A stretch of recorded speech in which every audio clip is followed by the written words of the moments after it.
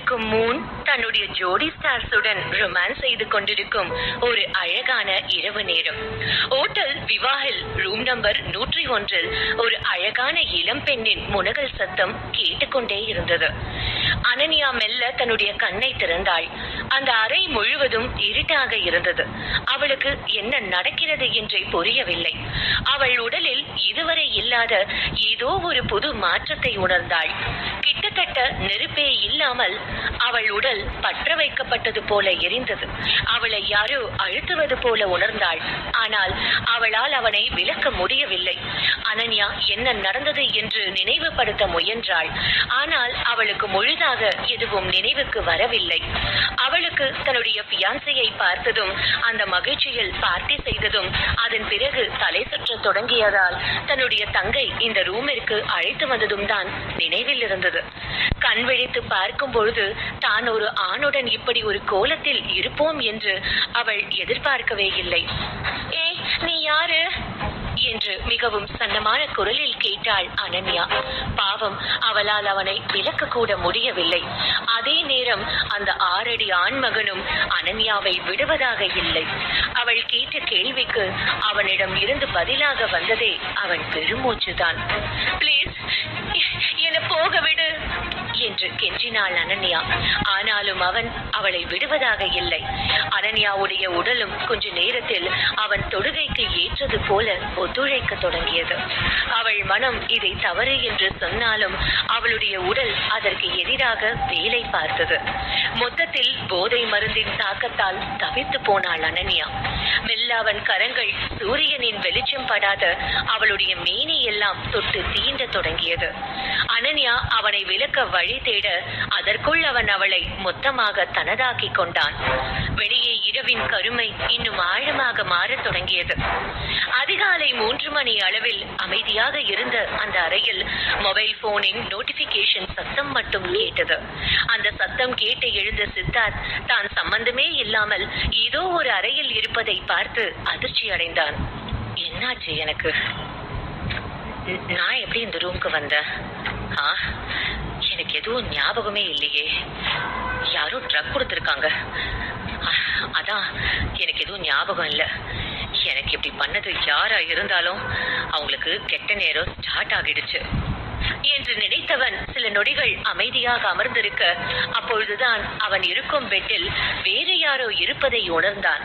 அவன் தனக்கு அருகில் ஒரு பெண் இருப்பதையும் அந்த பெட் முழுவதும் கலைந்து இருப்பதையும் வைத்து என்ன நடந்திருக்கும் என்று புரிந்து கொண்டான். அவன் அனன்யாவை தன்னுடைய எதிரிகளால் செட் செய்யப்பட்ட காசுக்கு விலை போகும் பெண் என்று தவறாக நினைத்து கொண்டான். எனவே அவள் முகத்தை கூட பார்க்காமல் அங்கிருந்து எழுந்து ஃப்ரெஷ் ஆகிவிட்டு சென்று விட்டான். காலை நேரம் யாருக்காகவும் காத்திருக்காமல் அழகாக விடிந்தது. அனன்யா அப்பொழுதுதான் கண் விழித்தாள். அவள் மெல்ல எழுந்து அமர்ந்தாள். அவள் உடல் முழுவதும் அடித்து போட்டது போல வலித்தது. தலையை பிடித்துக் கொண்டு அமர்ந்தவளுக்கு நேற்று என்ன நடந்தது என்று நினைவுக்கு வந்தது. தான் யாரோ ஒரு ஆணிடம் தன்னுடைய கற்பை பறிகொடுத்து விட்டோம் என்று உணர்ந்த அனன்யாவின் கண்களில் இருந்து கண்ணீர் வந்தது. இல்ல, எனக்கு அப்படி ஆகி இருக்க கூடாது. என் நிலைமைக்கு யார் காரணம்? நான் இனி பிரகாஷ் முகத்துல எப்படி முழிப்பேன்? ஐயோ, ஏன் எனக்கு இப்படி ஒரு நிலைமை? முதல்ல இங்கிருந்து வீட்டுக்கு போகணும். இங்கே இருந்தா நல்லதில்லை என்று முடிவுக்கு வந்தவள் தன்னுடைய உடையை அணிந்து கொண்டு ஹோட்டல் ரூம் கதவை திறக்க அவள் முகம் அதிர்ச்சியை வெளிப்படுத்தியது. காரணம், அவள் எதிரே அவளுடைய காதலன் பிரகாஷ், அனன்யாவின் அப்பா குணசேகரன் மற்றும் தங்கை அஞ்சலியுடன் நின்று கொண்டிருந்தான். அவனுக்கும் அனன்யாவிற்கும் தான் நிச்சயதார்த்தம் செய்வதாக இருந்தது. எல்லோரும் அனன்யாவை முறைத்துக் கொண்டே இருக்க தன்னுடைய நிலைமையை விளக்க நினைத்த அனன்யா அது வந்து என்று ஆரம்பிக்க பலார் என்று ஒரு அறை அவள் கன்னத்தில் விழுந்தது. அவளை அவளுடைய அப்பா தான் அடித்து இருந்தார். அனன்யா ஏற்கனவே மிகவும் வீக்காக இருந்ததால் அவளுடைய அப்பாவின் அடி அவளை தடுமாற வைத்தது. அந்த அறை இன்னும் கலைந்துதான் இருந்தது. அதை பார்க்கும் பொழுதே என்ன நடந்திருக்கும் என்பது அனைவருக்கும் கிளியராக புரிந்தது. அனன்யா எதுவும் பேசாமல் அமைதியாக நின்றாள். உனக்கு கொஞ்சம் கூட வெக்கமா இல்லையா? நான் உன்னை அப்படியா வளர்த்தேன்? இவ்வளவு கேவலமான காரியம் பண்ணதுக்கு நீ செத்து போயிருந்தா கூட நான் சந்தோஷப்பட்டிருப்பேனே என்று சொன்னார் குணசேகரன். அதை கேட்டு அனன்யா அவரை பாவமாக பார்த்துவிட்டு தன்னுடைய காதலனாவது தன்னை புரிந்து கொள்வான் என்ற நம்பிக்கையில், பிரகாஷ், நான் சொல்றத கேளு என்று கெஞ்சும் தோணியில் கேட்டபடி அவன் கையை பிடித்து கொண்டாள். என்னடி கேட்க சொல்ற? என்ன கேட்க சொல்ற? எனக்கு உன்னை பார்க்கவே இரிட்டேட்டிங்கா இருக்கு என்று சொன்னான் பிரகாஷ். பிரகாஷ், நான் சொல்றத கேளு ப்ளீஸ், என்ன நம்பு. நான் எந்த தப்பும் பண்ணல. நான் குடிச்ச ஜூஸ்ல யாரோ எதையோ கலந்துட்டாங்க போல. நேத்து என்ன நடந்துச்சுன்னு கூட எனக்கு கிளியரா ஞாபகம் இல்ல. நான் தலை சுத்துற மாதிரி இருக்குன்னு இந்த ரூம்க்கு வந்தேன் என்று அவன் கையை இறுக்கமாக பிடித்தபடி பேசினாள் அனன்யா. அவளுக்கு பிரகாஷ் தன்னை விட்டு சென்று விடுவானோ என அச்சமாக இருந்தது. அப்பொழுதுதான் அவளுக்கு தன்னுடைய தங்கை அஞ்சலி தன்னுடன் வந்தது நினைவிற்கு வந்தது. உடனே அஞ்சலியை பார்த்தவள், ஏ அஞ்சலி, நீ தானே நேத்து எனக்கு தலை சுத்துதுன்னு சொன்னதும் இந்த ரூம்க்கு கூட்டிட்டு வந்த. இப்ப எல்லாரும் என்ன தப்பா சொல்றாங்க, கொஞ்சம் சொல்ல என்று சொன்னாள். அவள் சொன்னதை கேட்ட அஞ்சலி ஏதோ கேள்விப்படாத விஷயத்தை பார்ப்பது போல, அனன்யாக்கா, நீ என்ன புதுசா கதை சொல்ற? நான் எப்ப உன்னை இந்த ரூமுக்கு கொண்டு வந்து விட்டேன் என்று கேட்டாள். அஞ்சலி, நீ ஏன் பொய் சொல்ற? ஒழுங்கா உண்மையை சொல்லு என்று சொன்னாள் அனன்யா. அக்கா, நான் உண்மையை மட்டும்தான் சொல்றேன். நான் உன்னை இந்த ரூமுக்கு கூட்டிட்டே போலியே என்று சொன்னாள் அஞ்சலி. அதை கேட்டு அனன்யா, அப்போ எவனோ ஒருத்தர் இருக்கிற ரூமுக்கு நான் தானா வந்தேனா என்று கேட்டாள். அவள் லாஜிக்காக கேள்வி கேட்டதும் அஞ்சலி பதில் சொல்ல முடியாமல் தடுமாற அனன்யா அவள் வாயிலிருந்து உண்மையை வர வைக்க அடுத்த கேள்வியை கேட்க போக, போது நிறுத்து என்று கத்தினான் பிரகாஷ். அவன் குரலில் அப்படி ஒரு கோபம் இருந்தது. அவனால் தன்னுடைய காதலி தனக்கு துரோகம் செய்து விட்டாள் என்பதை தாங்கிக் கொள்ளவே முடியவில்லை. அனன்யா அவனிடம் தன்னுடைய நிலையை விளக்க வர அவளை சைகையால் தடுத்த பிரகாஷ், போது நிறுத்து அனன்யா, என்னால முடியல. நீ எப்படிப்பட்ட பொண்ணுன்னு நானே என்னோட கண்ணால பாத்துட்டேன். இதுக்கப்புறமும் நீ ஏதாவது சொல்லணும்னு நினைக்காத. ஏண்டி, நான் வெறும் 6 மாசம் தானே வெளியூர் போயிருந்தேன், அதுக்குள்ள உனக்கு இன்னொருத்த வேணும்னு அவ்வளவு ஆசையா? சீ, நீ எல்லாம் எவ்வளவு கேடு கெட்டவன்னு தெரியாம உன்னை போய் லவ் பண்ணேனே என்று கேட்டான், சொன்னான். அவன் சொன்னதை கேட்டு மனமுடைந்து போன அனன்யா தன்னுடைய காதை மூடிக்கொண்டாள். அவள் கண்ணிலிருந்து வழிந்த கண்ணீர் தரையை நனைத்தது. அவளால் பிரகாஷ் தன்னை பார்த்து இப்படி ஒரு வார்த்தையை கேட்டான் என்பதை நம்பவே முடியவில்லை. 3 வருட காதல் என்பது நொடியில் உடைந்து போனது போல இருந்தது அவளுக்கு. ஆனாலும் அவள் தன்னுடைய காதலை இழக்க விரும்பவில்லை.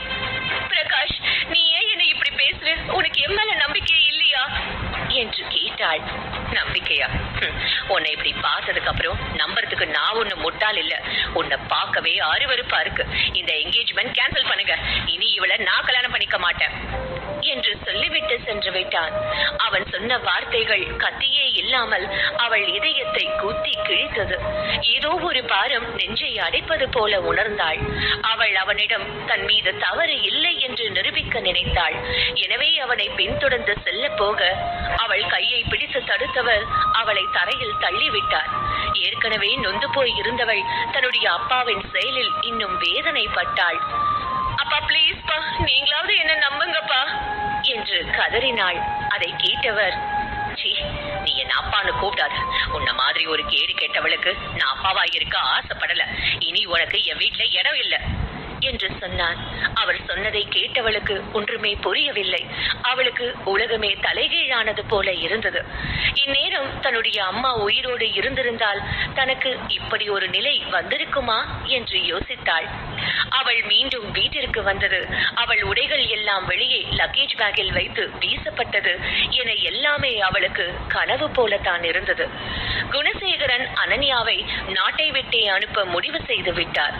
அவளுக்காக வெளிநாடு செல்ல டிக்கெட்டும் போடப்பட்டிருந்தது. குணசேகரன் அவளை எல்லாவற்றையும் எடுத்துக்கொண்டு சீக்கிரம் கிளம்பி செல்ல சொல்லிவிட்டார். அதே நேரம் இங்கே அபிமன்யு குரூப்ஸில் தன்னுடைய ஆபீஸில் அமர்ந்திருந்த சித்தார்த் அபிமன்யு தனக்கு முன்பு நிற்கும் அசிஸ்டண்டை அமைதியாக பார்த்தான். அவளுடைய கூர்மையான பார்வையே அசிஸ்டண்டை வேர்க்க வைத்தது. இப்ப என்ன நடந்துட்டு இருக்கு? நான் விசாரிக்க சொன்ன விஷயம் என்னாச்சு என்று கேட்டான். சார், நாங்க விசாரிச்சிட்டோம். இது பண்ணது நம்ம முன்னாள் பார்ட்னர் தினேஷ் தான். அந்த ஹோட்டல்ல இருந்த வெயிட்டருக்கு பணம் கொடுத்து இந்த மாதிரி பண்ண வச்சிருக்கான் என்று சொன்னான். அவன் சொன்னதை கேட்டவுடன் சித்தார்த்திற்கு இன்னும் கோபம் அதிகமானது. தினேஷை பற்றி சித்தார்த்திற்கு நன்றாக தெரியும். இதற்கு முன்பு ஒரு ப்ராஜெக்டில் இருவரும் சேர்ந்துதான் வேலை செய்தார்கள். ஆனால் தினேஷ் கம்பெனி அதில் ஒழுங்காக செயல்படவில்லை. இதனால் சித்தார்த்திற்கும் நிறைய பிரச்சனை வர தொடங்கியது. அதனால் அவன் அவர்களுடன் இருந்த பார்ட்னர்ஷிப்பை முறித்துக் கொண்டான். இது தினேஷிற்கு மிகப்பெரிய இழப்பை ஏற்படுத்தியது. அதனால் அவன் சித்தார்த்தை பழிவாங்க நினைத்தான். சோ அவன் ஏற்பாடு பண்ண பொண்ணு கூட நான் இருந்திருக்கேன். அவன் இதை வச்சு என்னை பழிவாங்க போறான், சரியா என்று கேட்டான் சித்தார்த். அதை கேட்ட அசிஸ்டன்ட், சார் நானும் அப்படிதான் ஆரம்பத்துல நினைச்சேன். ஆனா நீங்க அவன் ஏற்பாடு பண்ண ரூமுக்கு போகல சார் என்று சொன்னான் அசிஸ்டன்ட். அதை கேட்ட சித்தார்த் குழப்பம் அடைந்தான்.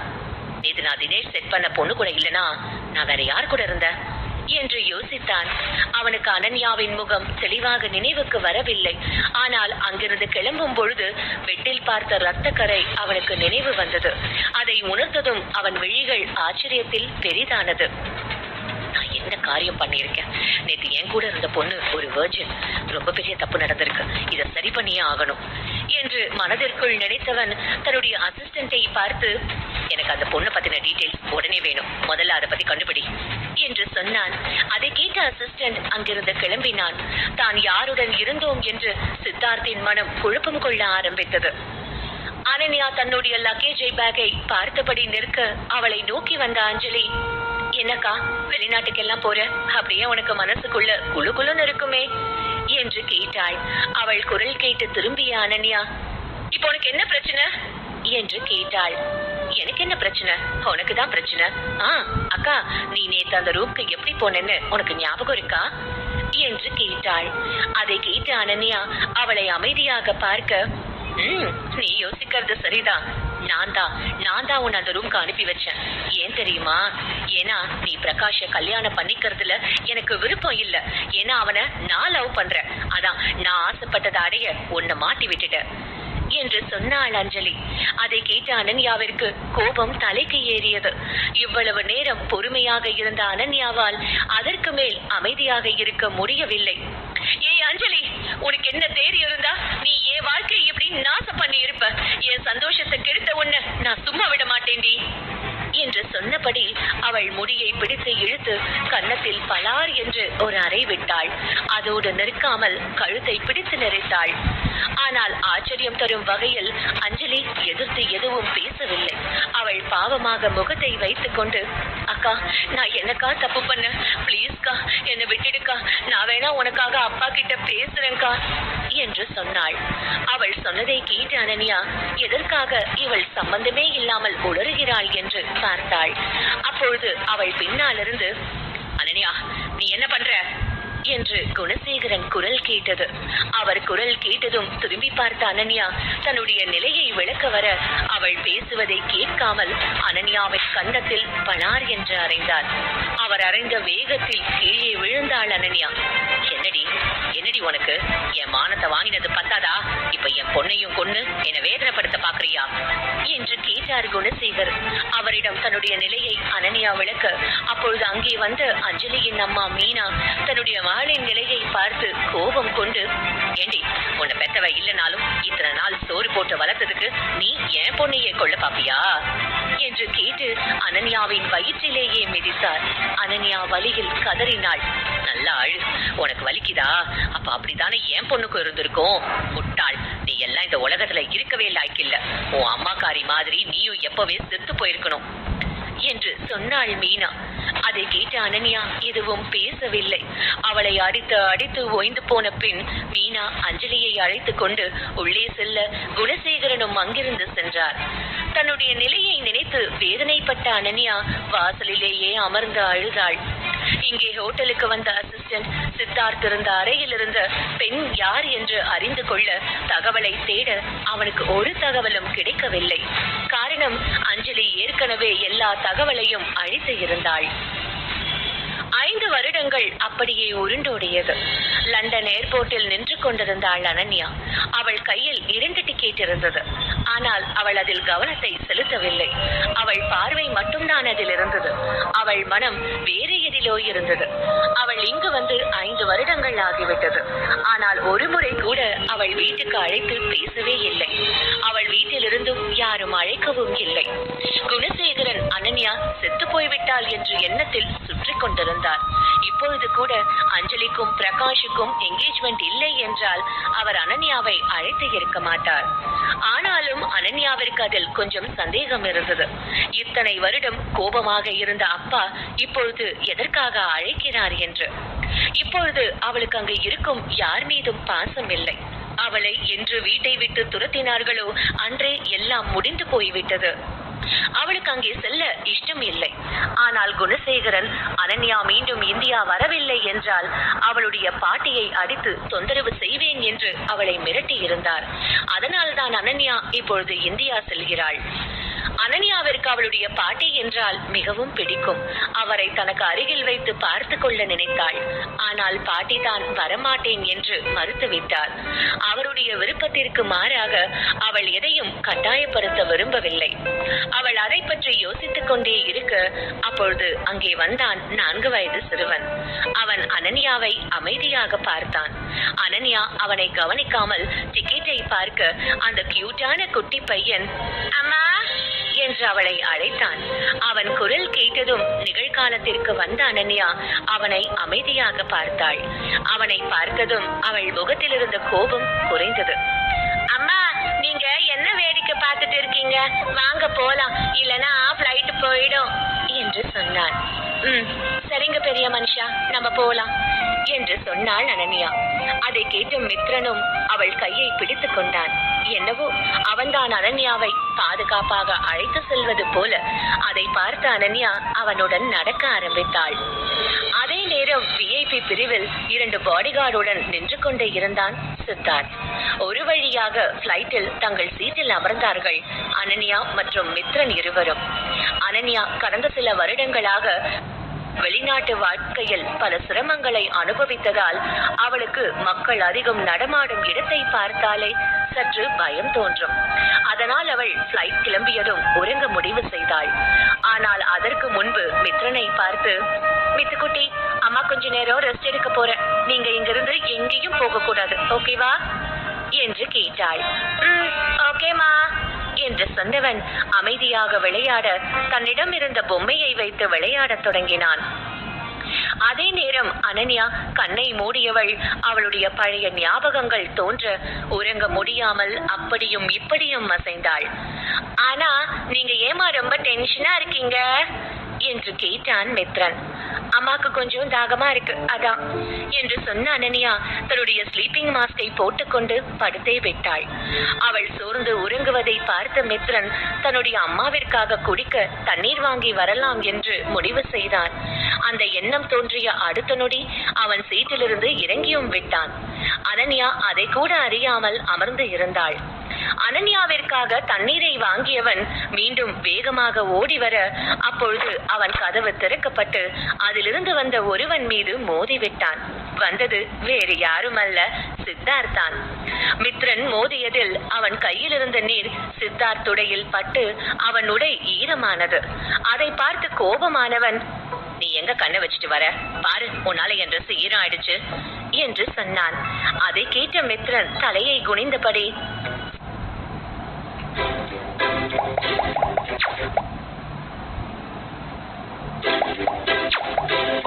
என்றான் சித்தார்த். சத்தம் எதுவும் வராததை பார்த்து குழம்பிய மித்திரன் நிமிர்ந்து ஒரு கண்ணால் பார்க்க அவன் கண்கள் ஆச்சரியத்தில் பெரிதாக விரிந்தது. அவன் சித்தார்த்தை மிகவும் ஆச்சரியமாக பார்த்தான். அவனுக்கு தன் முன்பு நிற்கும் சித்தார்த்தை ஏற்கனவே தெரியும் போல இருந்தது. சில நொடி அமைதியாக இருந்தவன் பிறகு முகம் நிறைய புன்னகையுடன், அப்பா என்று அழைத்து அவனை அணைத்துக் கொண்டான். அவன் சொன்னதை கேட்டு சித்தார்த்தின் பாடிகார்டு இருவரும் அதிர்ச்சியானார்கள். இத்தனை வருடமாக அவன் உடனிருந்தும் சித்தார்த்திற்கு இப்படி ஒரு மகன் இருக்கிறான் என்று தெரியாமல் போய்விட்டதே என்று குழம்பினார்கள். அதே நேரம் சித்தார்த் மிகவும் ஆச்சரியத்தில் இருந்தான். அவனால் திடீரென ஒரு சிறுவன் தன்னை அப்பா என்று கூறுவதை ஏற்றுக்கொள்ள முடியவில்லை. அதே நேரம் சிறுவனிடம் கத்த விரும்பாதவன், இங்க பாரு சின்ன பையா, நீ வேற யாரையும் நினைச்சு என்கிட்ட பேசுற, இப்படி எல்லாம் பேசக்கூடாது, நான் உன் அப்பா கிடையாது என்று சொன்னான். அதை கேட்ட மித்திரன் முகம் வாடியது. சித்தார்த்திடம் நிறைய பெண்கள் அவனுடைய பணத்துக்காக அவன் மூலம் கர்ப்பமானதாக சொல்லி உள்ளார்கள். ஆனால் இதுதான் முதல் முறை ஒரு சிறுவன் சித்தார்த்தை அப்பா என்று அழைப்பது. அதனால் சற்று குழம்பி இருந்தான் சித்தார்த். அதே நேரம் மித்ரனோ, இல்லப்பா, நீங்க பொய் சொல்றீங்க, எனக்கு நல்லா தெரியும், நீங்க தான் என் அப்பா, அதுல எந்த மாற்றமும் இல்ல, நீங்க ஏன் என்னையும் என் அம்மாவையும் தனியா விட்டுட்டு போனீங்க என்று கேட்டான். அவன் சொன்னதை கேட்ட மற்ற பயணிகளும் சித்தார்த்தை பற்றியும் மித்ரன் பற்றியும் பேச ஆரம்பித்தார்கள். அங்கே ஒரு சலசலப்பு தோன்றியது. அந்த சத்தத்தில் விழித்துக் கொண்டாள் அனன்யா. அவள் அப்பொழுதுதான் தனக்கு அருகில் மித்ரன் இல்லை என்பதை உணர்ந்தாள். அங்கிருந்த கூட்டத்தை பார்த்தவள் மித்ரனுக்கு ஏதோ பிரச்சனை என்று நினைத்துக் கொண்டு வேகமாக அங்கே சென்றாள். அவள் கூட்டத்தை விலக்கிவிட்டு அங்கே பார்க்க மித்ரன் யாரென்றே தெரியாத ஒருவனின் கால்களை பிடித்திருப்பதை பார்த்தாள். அதை பார்த்தவள், சாரி, அவன் ஏதோ தெரியாம பண்ணிட்டான், சின்ன பையன் மன்னிச்சிடுங்க என்று சொல்லியபடி மித்ரனை இழுத்தாள். மித்ரன் எப்பொழுதும் சேட்டை செய்யும் பிள்ளை கிடையாது. அப்படி இருக்கும் பொழுது அவன் ஏன் என்று இப்படி செய்தான் என்று அவளுக்கு சுத்தமாக புரியவில்லை. மித்ரன் சித்தார்த்தை விடமாட்டேன் என்று மிகவும் அழுத்தமாக பிடித்து இருந்தான். அதில் கடுப்பான சித்தார்த் அனன்யாவை பார்த்து, என்ன மாதிரி அம்மா நீ, உன்னால உன் பையனுக்கு அப்பா யாருன்னு கூட சொல்ல முடியலையா? உன்ன மாதிரி பொண்ணுங்களுக்கு பேர் என்னன்னு தெரியுமா என்று கேட்டான். அவன் கேட்ட வார்த்தைகள் அனன்யாவை காயப்படுத்தியது. உண்மையில் அவளுக்கே மித்ரனின் அப்பா யார் என்று தெரியாதே. தன்னுடைய குழந்தையை கொல்ல மனம் இல்லாமல் அவனை பெற்று இன்று வரை அவனை நல்ல முறையில் வளர்த்து வருகிறாள். ஆனால் இன்று வரை அவளால் மித்ரனின் அப்பா யார் என்று மட்டும் அவனுக்கு சொல்ல முடியவில்லை. அதை நினைத்து வருந்தியவள், இங்க பாருங்க சார், தேவையில்லாம பேசாதீங்க, என் பையன் தப்பு பண்ணிட்டான், அதுக்கு நான் சாரி கேட்டேன், இதுக்கு மேல ஏதாவது தப்பா பேசுனீங்கன்னா அப்புறம் நான் ஏதாவது கேட்டுடுவேன் என்று சொன்னாள். சித்தார்த்தை யாரும் எதிர்த்து பேச மாட்டார்கள். அப்படி இருக்கும் பொழுது அனன்யா அவனை எதிர்த்து பேசவும் அவருடைய தன்மானம் சீண்டப்பட்டது. அவளை பார்த்தவன், இந்த பையனுக்கு அப்பாவும் யாருன்னு தெரியல, அம்மா நீயும் இவ்வளவு திமிர் பிடிச்சவளா இருக்க, நிச்சயமா உன் பையன் வளர்ந்து உருப்படாம தான் போக போறான் என்று சொன்னான். தன்னை தவறாக பேசிய போது பொறுமையாக இருந்த அனன்யாவால் தன்னுடைய மகனை பேசும்போது பொறுமையாக இருக்க முடியவில்லை. எனவே அருகில் இருந்த தண்ணீர் கிளாஸை எடுத்தவள் நேராக சித்தார்த்தின் முகத்தை தண்ணீரால் அபிஷேகம் செய்தாள். அதை பார்த்த பாடிகார்ட் அதிர்ச்சியாக, சித்தார்த்தோ தண்ணீர் பட்ட நொடியிலிருந்து நெருப்பாக கொதித்துக் கொண்டிருந்தான். எவ்வளவு பெரிய ஆபத்தை தொட்டிருக்கிறோம் என்று தெரியாமல் அவன் முன்பு தைரியமாக நின்று கொண்டிருந்தாள் அனன்யா. அவர்கள் இருவரையும் அப்பாவியாக பார்த்து கொண்டிருந்தான் குட்டி பையன் மித்ரன்.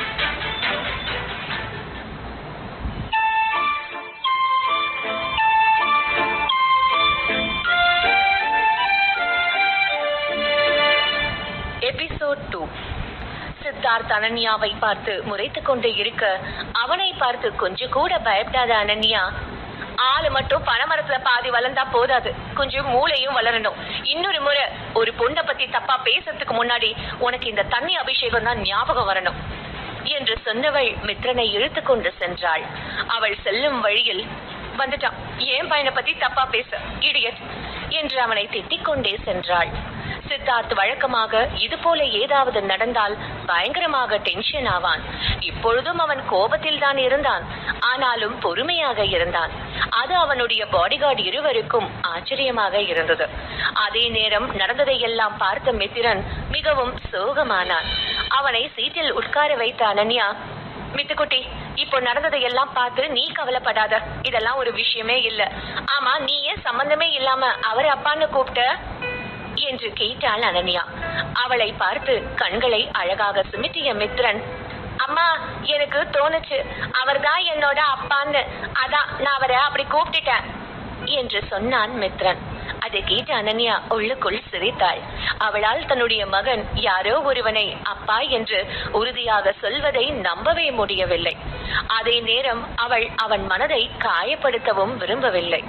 அவன் கன்னத்தை மெல்ல வருடி கொடுத்தவள், இந்த சின்ன வயசுல இவனுக்கு இவ்வளோ பெரிய கஷ்டத்தை கொடுத்திருக்கேன், இவனுக்கு இதை எப்படி புரிய வைப்ப என்று அவள் சோகமாக இருப்பதை பார்த்தவள், மித்துக்குட்டி, நீ இப்படி எல்லாம் பண்றது தப்பு. நாம எப்பவுமே யாரையும் தொந்தரவு பண்ணவே கூடாது. சோ இனி நீ அமைதியா இங்கேயே இரு.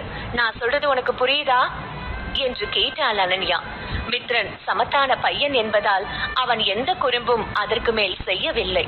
அந்த பயணம் ஓரளவு அமைதியாகத்தான் சென்றது. ஒரு வழியாக விமானம் இந்தியா வந்து சேர்ந்தது. அனன்யா அமைதியாக மித்ரனுடன் ஏர்போர்ட் விட்டு வெளியே வந்தாள். அப்பொழுது அவள் தெரியாமல் அஞ்சலி மற்றும் பிரகாஷ் மீது மோதினாள். ஆனால் அவர்கள் இருவரும் வேண்டும் என்றேதான் இவள் மீது மோதினார்கள். 5 வருடங்கள் கடந்த பின்பும் அனன்யாவிற்கு அந்த சந்திப்பு உடனே நிகழ்ந்தது போல தோன்றியது. அனன்யா மனதிற்குள், வந்ததும் வராததுமா இந்த மலை குரங்கியும் கூட இருக்க மாடர்ன் குரங்கியுமா பார்க்க வேண்டியதா போச்சு. ஆரம்பமே அமர்க்கலமா இருக்கு, இனி என்னெல்லாம் ஆக போகுதோ என்று நினைத்து கொண்டாள். அவள் எதுவும் பேசாமல் நிற்பதை பார்த்த அஞ்சலி போலியாக, ஏ அக்கா, எப்படி இருக்கீங்க, பார்த்து ரொம்ப வருஷம் ஆச்சு என்று சொன்னவள் பிரகாஷின் தோளில் சாய்ந்து கொண்டாள். அனன்யா வருடங்கள் பல கடந்து விட்டதால் தன்னுடைய மனதின் காயங்கள் எல்லாம் ஆறியிருக்கும் என்று நினைத்தாள். ஆனால் இப்பொழுது பிரகாஷை அஞ்சலியுடன் பார்க்கும் பொழுது அனன்யாவிற்கு மனம் வலித்தது. என்ன செய்ய, காதல் கொடுக்கும் மகிழ்ச்சியை விட அது கொடுக்கும் வலிக்கு ஆயுள் அதிகம். அதனால் இன்றும் அனன்யா அதிலிருந்து மீள முடியாமல் தவித்துக் கொண்டிருக்கிறாள். அவள் எதுவும் சொல்லாமல் இருப்பதை பார்த்த அஞ்சலி, எனக்கா, நான் உன்கிட்ட பேசுறேன், நீ அமைதியா இருக்க, நான் உன்னை எவ்வளவு மிஸ் பண்ணேன்னு தெரியுமா என்று கேட்டாள். நீ என்ன மிஸ் பண்ணியா? உன்னை பார்த்தா அப்படி தெரியலையே என்று நக்கலாக கேட்டாள் அனன்யா. அவள் அப்படி சொன்னதும் ஒரு நொடி அஞ்சலியின் முகம் அஷ்டகோணலாக மாறியது. ஆனாலும் அதை வெளிக்காட்டிக் கொள்ளாதவள் சிரித்தபடி நிற்க இவர்களை பார்த்த மித்ரன், அம்மா, இவங்கெல்லாம் யாரு, எனக்கு இவங்களை பார்க்கவே பிடிக்கல என்று அனன்யா கால்கள் பின்னே மறைந்து கொண்டான். அவனுடைய குரலை கேட்டதும் தான் அஞ்சலி மித்ரனை பார்த்தாள். அவனை பார்த்ததும் அஞ்சலி மனதிற்குள் பல கேள்விகள் ஓட ஆரம்பித்தது. மனதில் ஓடும் கேள்விகள் எல்லாவற்றையும் ஓரம் கட்டி வைத்தவள், அக்கா இது என்று ஆரம்பிக்க அவள் கேள்வியை கேட்க முடிக்கும் முன்பே, இது என்னோட பையன் என்று தெளிவாக சொன்னாள் அனன்யா. அவள் சொன்னதை கேட்ட அஞ்சலி அதிர்ச்சி அடைந்தாள். அவளால் அனன்யாவிற்கு மகன் இருக்கிறான் என்பதை நம்ப முடியவில்லை. அவளுக்கு தெரிந்தவரை அனன்யாவிற்கு கல்யாணம் ஆகவில்லை. அப்படி இருக்கும் பொழுது எப்படி குழந்தை என்று யோசித்து குழம்பி போனாள். அவள் அமைதியாக இருப்பதை பார்த்த அனன்யா அவள் எப்படியும் அடுத்த கேள்வியை கேட்கப் போகிறாள் என்று புரிந்து கொண்டாள். அதே போல அஞ்சலியும், அக்கா, நீ ரொம்ப மோசம், உனக்கு கல்யாண விஷயத்தை நீ என்கிட்ட சொல்லவே இல்லை பாத்தியா என்று கேட்டாள். அவள் பேசுவது எல்லாம் அப்படியே குழந்தை பேசுவது போல கியூட்டாக இருந்தது. ஆனால் அவள் எவ்வளவு பெரிய விஷ கொடுக்க என்பது அனன்யாவிற்கு மட்டும்தான் நன்றாக தெரியும். அடிப்பாவி, என்ன மாதிரி ஆக்ட் பண்ற நீ? உன்னை எல்லாம் சினிமால நடிக்க வச்சிருந்தா எல்லா அவார்டும் கிடைச்சிருக்கும் என்று மனதிற்குள் நினைத்து கொண்டாள் அனன்யா. அக்கா, நான் உன்கிட்ட தான் பேசியிருக்கேன், நீ என்ன அடிக்கடி சைலண்ட் மோடுக்கு போற என்று கேட்டாள். இப்போ உனக்கு என்ன பிரச்சனை அஞ்சலி? நீ தான் உனக்கு என்ன வேணுமோ அதை பண்ணிட்டியே, அப்புறம் ஏன் நல்லவ மாதிரி நடிக்கிற? ரொம்ப நடிக்காத, என்னால பார்க்க முடியல என்று சொன்னாள் அனன்யா. அவள் சொன்னதை கேட்டவுடன் அஞ்சலியின் முகம் சோகமாக மாறியது. அதை பார்த்த பிரகாஷ், ஏ அஞ்சலி, நீ எதுக்கு கண்டவகிட்ட எல்லாம் பேச்சு வாங்கிட்டு இருக்க? நான் உங்ககிட்ட அப்பவே சொன்னேன், இவளை எல்லாம் பார்க்க வர வேண்டாம்னு. நீ தான் கேட்கல. இப்ப பாரு, இவளை மாதிரி சீப்பான கேரக்டர் எல்லாம் இப்படிதான் மத்தவங்களை ட்ரீட் பண்ணுவாங்க. அதோட இவகிட்ட நிக்கிறானே இந்த குட்டி பையன், இவனும் நிச்சயமா முறையா பிறந்திருக்கவே மாட்டான். எவனாவது பொறுக்கிக்கு பிறந்த பொறுக்கியாதான் இருப்பான் என்று சொன்னான் பிரகாஷ். மித்ரன் அனைத்தும் கேட்டுக்கொண்டே இருந்தான். அனன்யாவிற்கு கோபம் வந்தது. நீ இப்ப யார பார்த்து பொறுக்கின்னு சொன்ன பிரகாஷ் என்று கேட்டாள் அனன்யா. உன்கிட்ட இருக்கானே, எவனதான் சொன்ன? என்றான் பிரகாஷ். அவன் அப்படி சொன்ன அடுத்த நொடி அவனை பலார் என்று அறைந்தாள் அனன்யா. அவளால் பிரகாஷின் வார்த்தையை ஏற்றுக்கொள்ளவே முடியவில்லை. அவள் பிரகாஷை முறைத்துக் கொண்டே இருக்க பிரகாஷுக்கோ தலையை சுற்றி கலர் கலர் குருவிகள் பறப்பது போல இருந்தது. அவன் பேச முடியாமல் அமைதியாக இருக்க அவன் அருகில் இருந்த அஞ்சலி, அக்கா உனக்கு என்னாச்சு, நீ எப்படி அவரை அடிக்கலாம் என்று கேட்டாள். ஏன் பையனை பத்தி தப்பா பேசினா நான் அப்படிதான் அடிப்பேன் என்று சொன்னாள். அதை கேட்ட அஞ்சலியின் முகம் கோபத்தில் சிவந்து இருக்க பிரகாஷின் கண்களோ கோபத்தில் சிவந்திருந்தது. ஏ அனன்யா, உனக்கு என்ன மனசுக்குள்ள பெரிய இவன்னு நினைப்பா? என்ன நீ அடிச்சா நான் சும்மா இருப்பேனா என்று கேட்டான். அவனுடைய பேச்சு நடவடிக்கை எல்லாம் பார்த்த அனன்யா மனதிற்குள், இவனை மாதிரி ஒரு டுபாக்கூரன் நம்ம எப்படி காதலிச்சோம் என்று யோசித்தாள். என்னடி நான் கேள்வி கேட்கிறேன், நீ பதில் சொல்லாம அமைதியா இருக்க என்று கேட்டபடி அவளை அடிக்க கையை முறுக்கி கொண்டு வந்தான். அதை பார்த்த மித்திரன் வேகமாக அனன்யா முன்பு வந்து நின்றான். எங்க அம்மாவை அடிக்காதீங்க அங்கிள் பிளீஸ் என்று மழலையாக பேச அவனுக்கு அங்கே என்ன பிரச்சனை நடக்கிறது என்பது தெளிவாக புரியவில்லை. ஆனால் அஞ்சலி மற்றும் பிரகாஷால் ஏதோ பிரச்சனை நடக்கிறது என்பது மட்டும் அவனுக்கு புரிந்தது. எனவே அவன் அவர்கள் இருவரையும் பார்த்து முறைத்தபடி, நீங்க எல்லாம் என் அம்மா கிட்ட வரக்கூடாது, என் அம்மாவை கஷ்டப்படுத்த நான் உங்களை விட மாட்டேன் என்று சொன்னான். அதை கேட்ட பிரகாஷ் கொஞ்சம் கூட இரக்கம் இல்லாமல் அனன்யாவை அடிக்க வர தன்னுடைய சிறு கைகளால் மித்ரன் அவனை தடுத்து நிறுத்த முயன்றான். பலம் இல்லை என்றாலும் பெரிய ஆளை எதிர்த்து நிற்கும் தைரியம் மித்ரனுக்கு இருந்தது. தன்னுடைய மகனை நினைத்து மிகவும் பெருமைப்பட்டாள் அனன்யா. ஆனால் அது பிரகாஷுக்கு கோபத்தை கொடுத்தது. இந்த குட்டி பொறுக்கிக்கு மேனஸ்னா என்னன்னு நீ கத்து கொடுக்கல போல, சோ நான் கத்து கொடுக்கறேன் என்று சொன்னவன் அவனை பிடித்து தள்ளிவிட அவன் கீழே விழும் முன்னே ஒரு கை அவனை பிடித்தது. சித்தார்த் மித்ரனை தாங்கி பிடித்து இருந்தான். அவனை பார்த்தவுடன் பிரகாஷ் மற்றும் அஞ்சலி இருவரும் அதிர்ச்சி அடைந்தார்கள். சித்தார்த்தை பார்த்தாலே அவர்களுக்கு மிகப்பெரிய பணக்காரன் என்று புரிந்தது. சித்தார்த் மித்ரனை தூக்கியவன், என் பையனுக்கு மேனஸ் சொல்லி கொடுக்கிற அளவுக்கு இங்க யாருக்கு தைரியம் இருக்கு என்று கேட்டான். அவன் குரலில் கோபம் அப்பட்டமாக தெரிந்தது. அந்த குரலே பிரகாஷ் மற்றும் அஞ்சலியை பயம் கொள்ள செய்ய போதுமானதாக இருந்தது. சித்தார்த் அந்த பக்கமாக காரில் செல்லும் போதுதான் மித்ரனை தள்ளிவிட பிரகாஷ் முயற்சிப்பதை பார்த்தான். ஏனோ அவன் மனம் மித்ரனை அந்த நிலையில் பார்த்ததும் துடித்து போனது. அதனால்தான் அவன் உடனே ஓடி வந்து விட்டான். அதே நேரம் அனன்யா சித்தார்த்தை ஆச்சரியமாக பார்த்து கொண்டே இருந்தாள். அவளால் சித்தார்த்தை புரிந்து கொள்ள முடியவில்லை. கொஞ்ச நேரத்திற்கு முன்பு அவன்தான் அவளை திட்டினான். ஆனால் இப்பொழுது அவனே அவளை காப்பாற்றுகிறான். இப்பொழுது அவள் மனதில் தோன்றியது ஒரே ஒரு கேள்விதான், இவன் நல்லவனா இல்ல கெட்டவனா என்பதுதான் அது.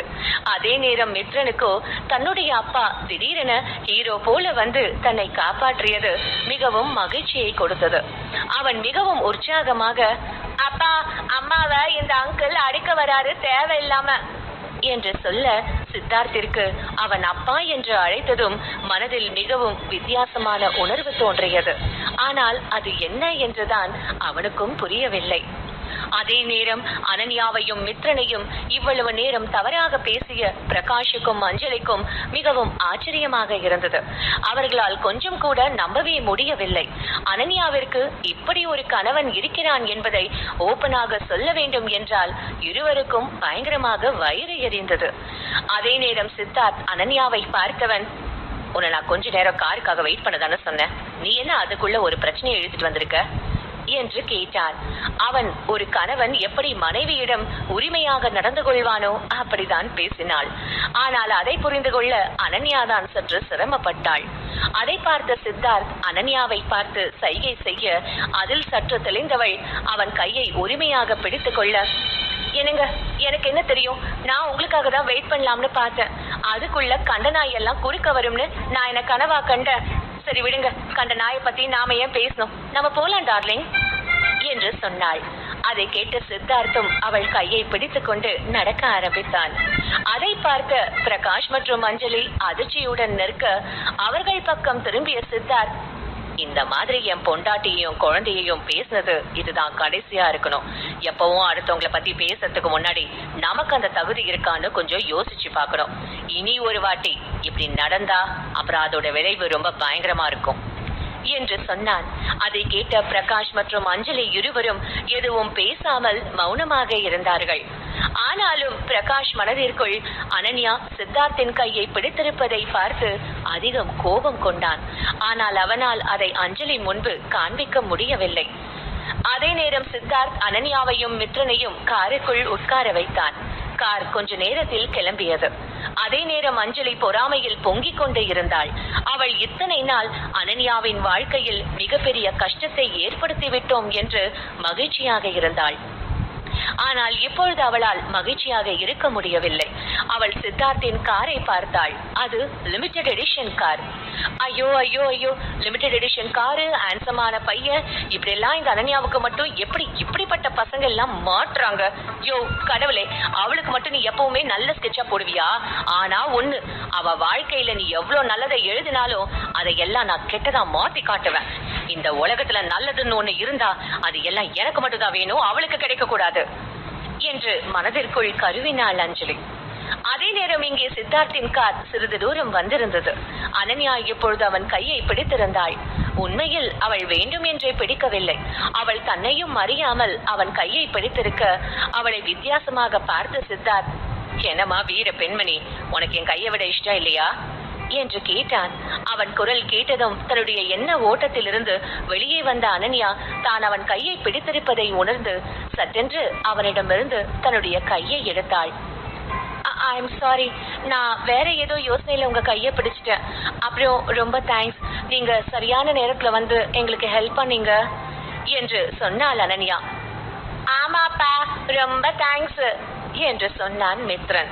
அவன் சொன்னதை கேட்ட அனன்யா வேகமாக மித்ரனின் வாயை மூடியவள், மித்துக்குட்டி, இது ஒன்னும் அப்பா இல்ல, நீ இப்படி யாரோ ஒருத்தர் எல்லாம் அப்பான்னு கூப்பிட கூடாது என்று சொன்னாள். அதை கேட்ட மித்ரன் அனன்யாவின் கையை தன்னுடைய வாயிலிருந்து எடுத்துவிட்டு, ஆனா அம்மா, நான் ஏன் என் அப்பாவை அப்பான்னு கூப்பிட கூடாது? அவர் தானே நம்மள அவங்க கிட்ட இருந்து காப்பாத்தினாரு என்று கேட்டான். அவன் சொன்னதை கேட்ட அனன்யாவிற்கு தன் மகனுக்கு உண்மை நிலவரத்தை எப்படி சொல்லி புரிய வைப்பது என்று தெரியவில்லை. ஆனாலும் அவள் சித்தார்த்திடம் அடுத்த திட்டை வாங்க விரும்பவில்லை. எனவே அவள் மித்ரனை பார்த்து, இங்க பாரு மித்து, இது ஒன்னும் அப்பா கிடையாது, இவர் ஒரு நல்ல மனுஷன். சோ நமக்கு ஹெல்ப் பண்ண வந்தாரு, அவ்வளவுதான். இப்படி ஹெல்ப் பண்ண வந்தவரை நீ அப்பான்னு சொல்லி தொந்தரவு பண்ண கூடாது என்று சொன்னாள். அவள் சொன்னதை கேட்டு அவன் சோகமானான். அதை பார்த்த அனன்யா அவன் கன்னத்தை மெல்ல வருடியபடி, நீ இதுக்கெல்லாம் சோகமாகாத, என் மித்துக்குட்டி ஸ்ட்ராங் தானே, அவன் யாரையும் கஷ்டப்படுத்த மாட்டான்ல, அப்போ நீ இந்த அங்கிளையும் அப்பான்னு சொல்லி கஷ்டப்படுத்த கூடாது என்று சொன்னாள். அதை கேட்டு சித்தார்த் சற்று கோபம் கொண்டவன், ஏய் இங்க பாரு, நான் உனக்கு ஹெல்ப் பண்ணதான், ஆனா அதுக்காக இதுதான் என் கேரக்டர்னு நினைக்காத. நீ நினைக்கிற மாதிரி நான் இல்ல. ஃபிளைட்ல உன் பையனை நான் திட்டினேன், அதனாலதான் உனக்கு ஹெல்ப் பண்ண. மற்றபடி உனக்கு ஹெல்ப் பண்ணணும்னு எனக்கு எந்த அவசியமும் இல்லை என்று சொன்னான் சித்தார்த். அதை கேட்டு அனன்யா அவனை அமைதியாக பார்க்க, என்ன பாக்குற? ஓ, நீ உன் மனசுக்குள்ள நான் உனக்காக தான் ஹெல்ப் பண்ண வந்தேன்னு நினைச்சியா? ஏனோ தானோன்னு வாழ்ந்து புள்ளைய பெத்த உன்ன மாதிரி ஒரு கேரக்டர்லெஸ் பொண்ணுக்காக நான் உதவி பண்ண எல்லாம் வரமாட்டேன். உண்மைய சொல்லணும்னா உன்ன மாதிரி பொண்ணுங்கனாலே எனக்கு அலர்ஜி என்று சொன்னான் சித்தார்த். அவன் சொன்ன வார்த்தைகள் அனன்யாவின் மனதை காயப்படுத்தியது. அவள் இப்பொழுதுதான் சித்தார்த் நல்லவன் என்று நினைத்தாள். ஆனால் அதற்குள் அந்த எண்ணத்தை சித்தார்த் உடைத்து விட்டான். இப்பொழுது அனன்யாவிற்கு சித்தார்த் மற்றும் பிரகாஷ் இருவரும் ஒரே மாதிரி தான் இருந்தார்கள். காரை நிறுத்துங்க என்று கத்தினாள் அனன்யா. அதை கேட்ட டிரைவரும் காரை நிறுத்தினார். உடனே காரை விட்டு இறங்கியவள் மித்ரனையும் தன்னுடைய லக்கேஜையும் இறக்கினாள். பிறகு கார் சீட்டில் 100 ரூபாயை விட்டு எறிந்தவள், நீங்க இவ்வளவு தூரம் எங்களை கூட்டிட்டு வந்ததுக்கு சரியா போச்சு. பார்க்க ஆள் பணக்கார மாதிரி இருந்தா போதாது, கொஞ்சமாவது மத்தவங்களை மதிக்க தெரியணும். உன்ன மாதிரி ஒரு இரிட்டேட்டிங் கேரக்டரை நான் இனி என் வாழ்க்கையில பார்க்க கூடாதுன்னு நினைக்கிறேன் என்று சொன்னவள் மித்ரனின் கையை பிடித்துக் கொண்டு அங்கிருந்து நடந்து சென்று டாக்ஸி பிடித்து கிளம்பினாள். அதை பார்த்து சித்தார்த்தின் கண்கள் கோபத்தில் சிவந்தது. அம்மா, அப்பாவை திட்டாதீங்க, 2 பேரும் சண்டை போடாதீங்க என்று பேசிக்கொண்டு வர அவனை தூக்கி சென்றாள் அனன்யா. சித்தார்த்தை எந்த பெண்ணும் எதிர்த்து பேசியதில்லை. அவன் கடுமையாக நடந்து கொண்டாலும் அவன் எதிரில் இருக்கும் பெண்கள் அமைதியாகத்தான் இருப்பார்கள். ஆனால் அனன்யாதான் ஒரு வார்த்தைக்கு 10 வார்த்தை பதில் சொல்கிறாள். ஆனால் சித்தார்த் இதுவரை அவளை ஒன்றும் செய்யவில்லை. அதுதான் ஆச்சரியம். அவள் ஏறிய டாக்ஸி அங்கிருந்து சென்றதும் காரை எடுக்க சொல்லியவன் மனதிற்குள், நீயும் நானும் பாத்துக்க கூடாது, ஆனா நம்ம இனியும் மீட் பண்ணுவோம்னு எனக்கு தோணுது. ஆனா அந்த சந்திப்புல நீ இப்படி பேசினா நான் உன் சும்மா இருக்க மாட்டேன் என்று நினைத்தான் சித்தார்த். அவன் கார் அங்கிருந்து சென்றது.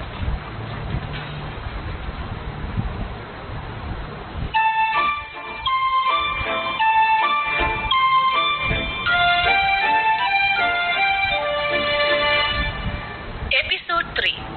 அனன்யா அங்கிருந்து தன்னுடைய அப்பாவின் வீட்டிற்கு செல்லாமல் நேராக பாட்டி வீட்டிற்கு சென்றாள். அவளுடைய பாட்டி வீடு 5 வருடங்களுக்கு முன்பு எப்படி இருந்ததோ இப்பொழுதும் அப்படிதான் இருந்தது. என்ன பாட்டிதான் இன்னும் கொஞ்சம் முதுமை அடைந்தது போல இருந்தார். அனன்யா தன்னுடைய பாட்டியை பார்த்ததும் அதிகம் மகிழ்ச்சி கொண்டவள் வேகமாக சென்று அவரை அணைத்துக் கொண்டாள். அந்த நொடி அவள் கண்கள் கலங்கியது. பாட்டி, நான் உங்களை ரொம்ப மிஸ் பண்ண என்று சொன்னாள். அவள் முதுகை மெல்ல தடவி கொடுத்த பாட்டி, என் செல்ல பேத்தி, இத்தனை வருஷம் அங்க எவ்வளவு கஷ்டப்பட்டேன்னு தெரியலையே, பாவமா நீ இந்த வீட்டுல வந்து பிறந்துட்ட, இல்லாத கொடுமையெல்லாம் அனுபவிக்கிற என்று சொன்னார். அதை கேட்ட அனன்யா வேற எதுவும் பேசவில்லை. அப்பொழுது பாட்டியின் பார்வை மித்ரன் மீது பதிந்தது. அவனை பார்த்ததும் மகிழ்ச்சி கொண்ட பாட்டிக்கு அவன் யார் என்று அனன்யாவிடம் கேட்க வேண்டும் போல இருந்தது. ஆனால் அவருடைய அனுபவம் ஒருவரிடம் என்ன கேட்க வேண்டும், என்ன கேட்க கூடாது என்பதை தெளிவாக சொல்லி இருந்தது. அதனால் அவர் அனன்யாவிடம் எதுவும் கேட்கவில்லை. அவளாக சொல்ல விரும்பினால் சொல்லட்டும் என்று விட்டுவிட்டார்.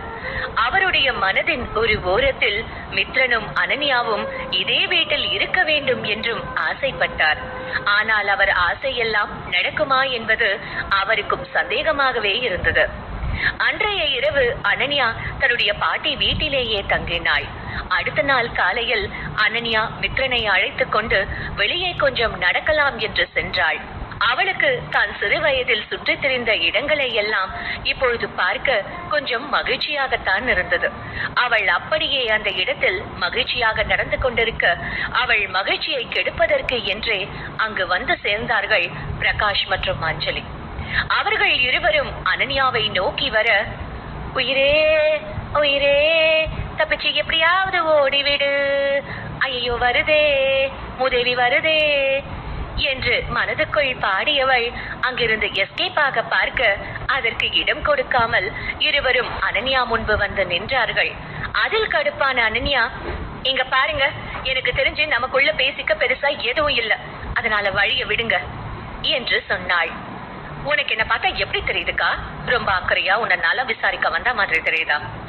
அதெல்லாம் இல்ல, நான் ஜஸ்ட் உன்னை பார்க்க வந்ததே அப்பாக்காக தான், அவர் தான் உன்னை கூட்டிட்டு வர சொன்னாரு என்று சொன்னாள் அஞ்சலி.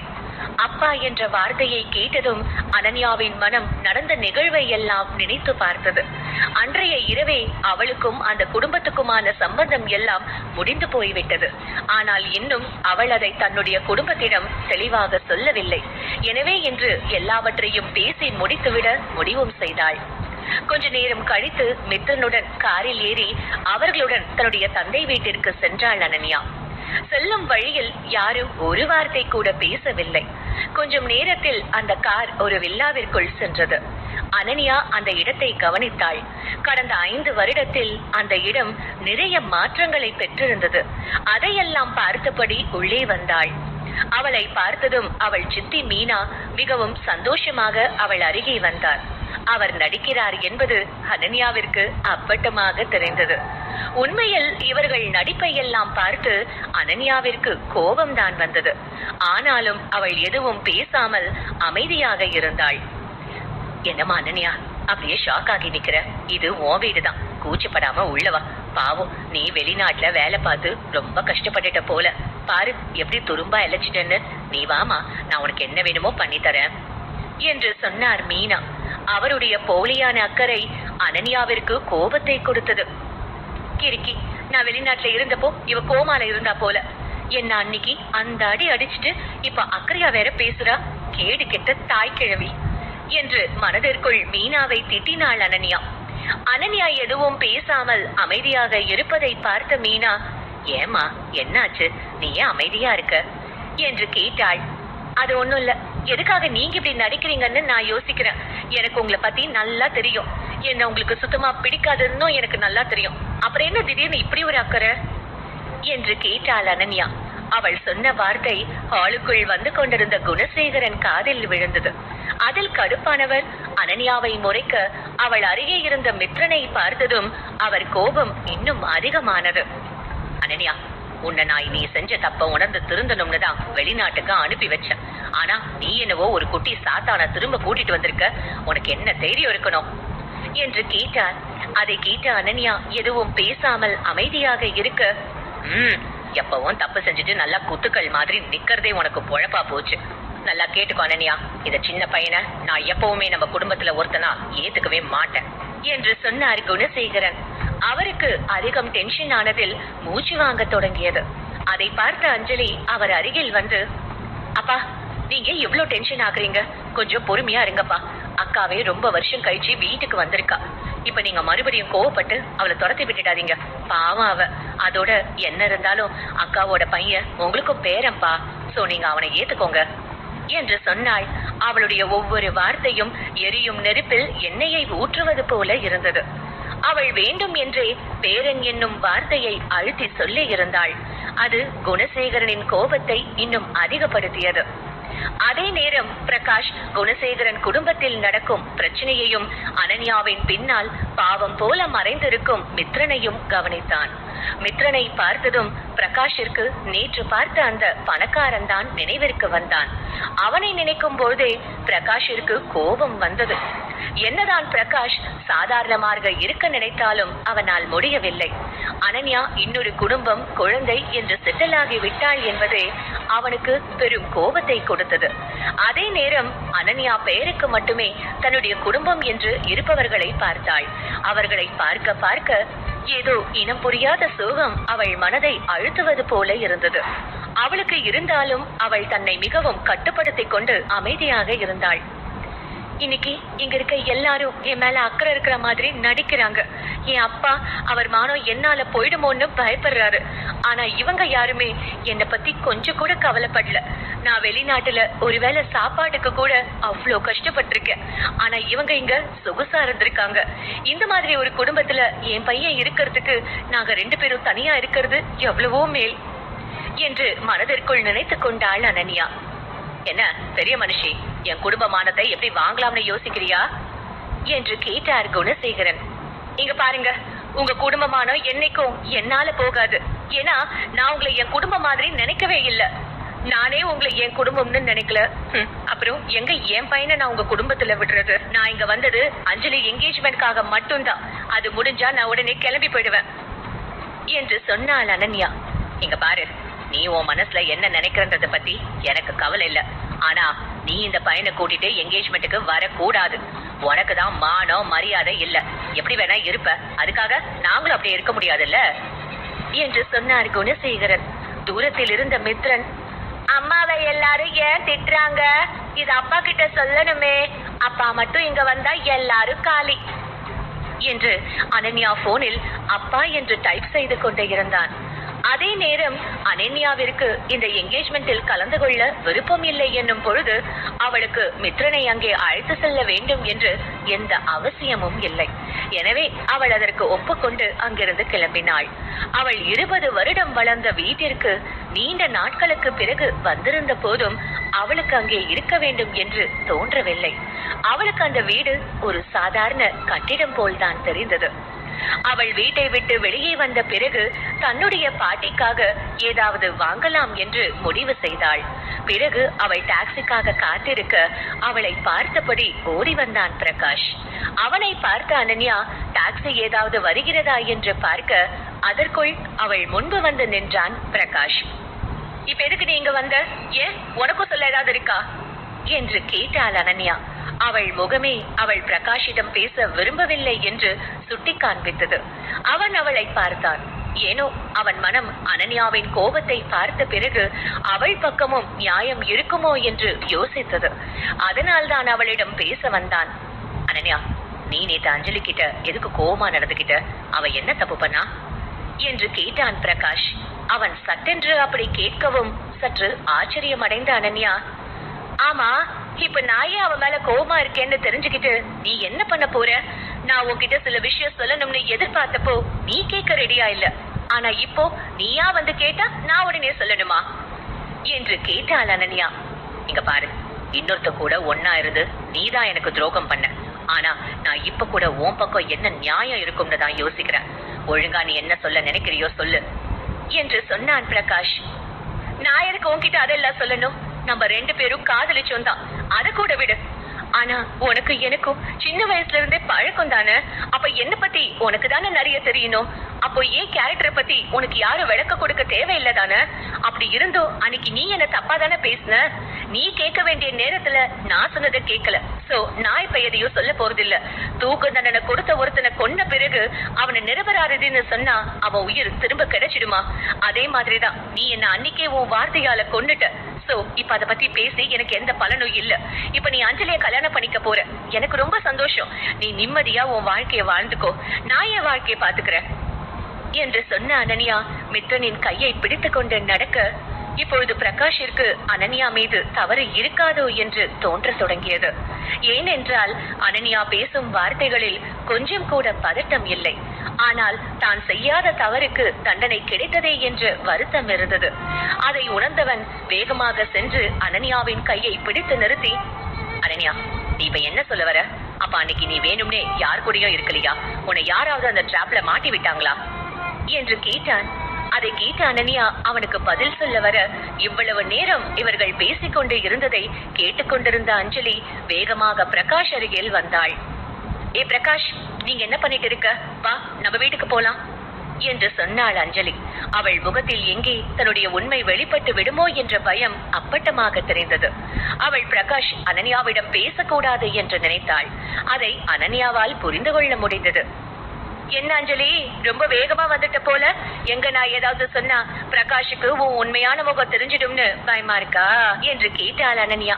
அதை கேட்ட அஞ்சலி அமைதியாக இருக்க, பிரகாஷோ, ஏ அனன்யா, நான் உன்கிட்ட பேசிட்டேன் அப்படின்றதுக்காக அஞ்சலிய சந்தேகப்படுவேன் எல்லாம் இல்ல.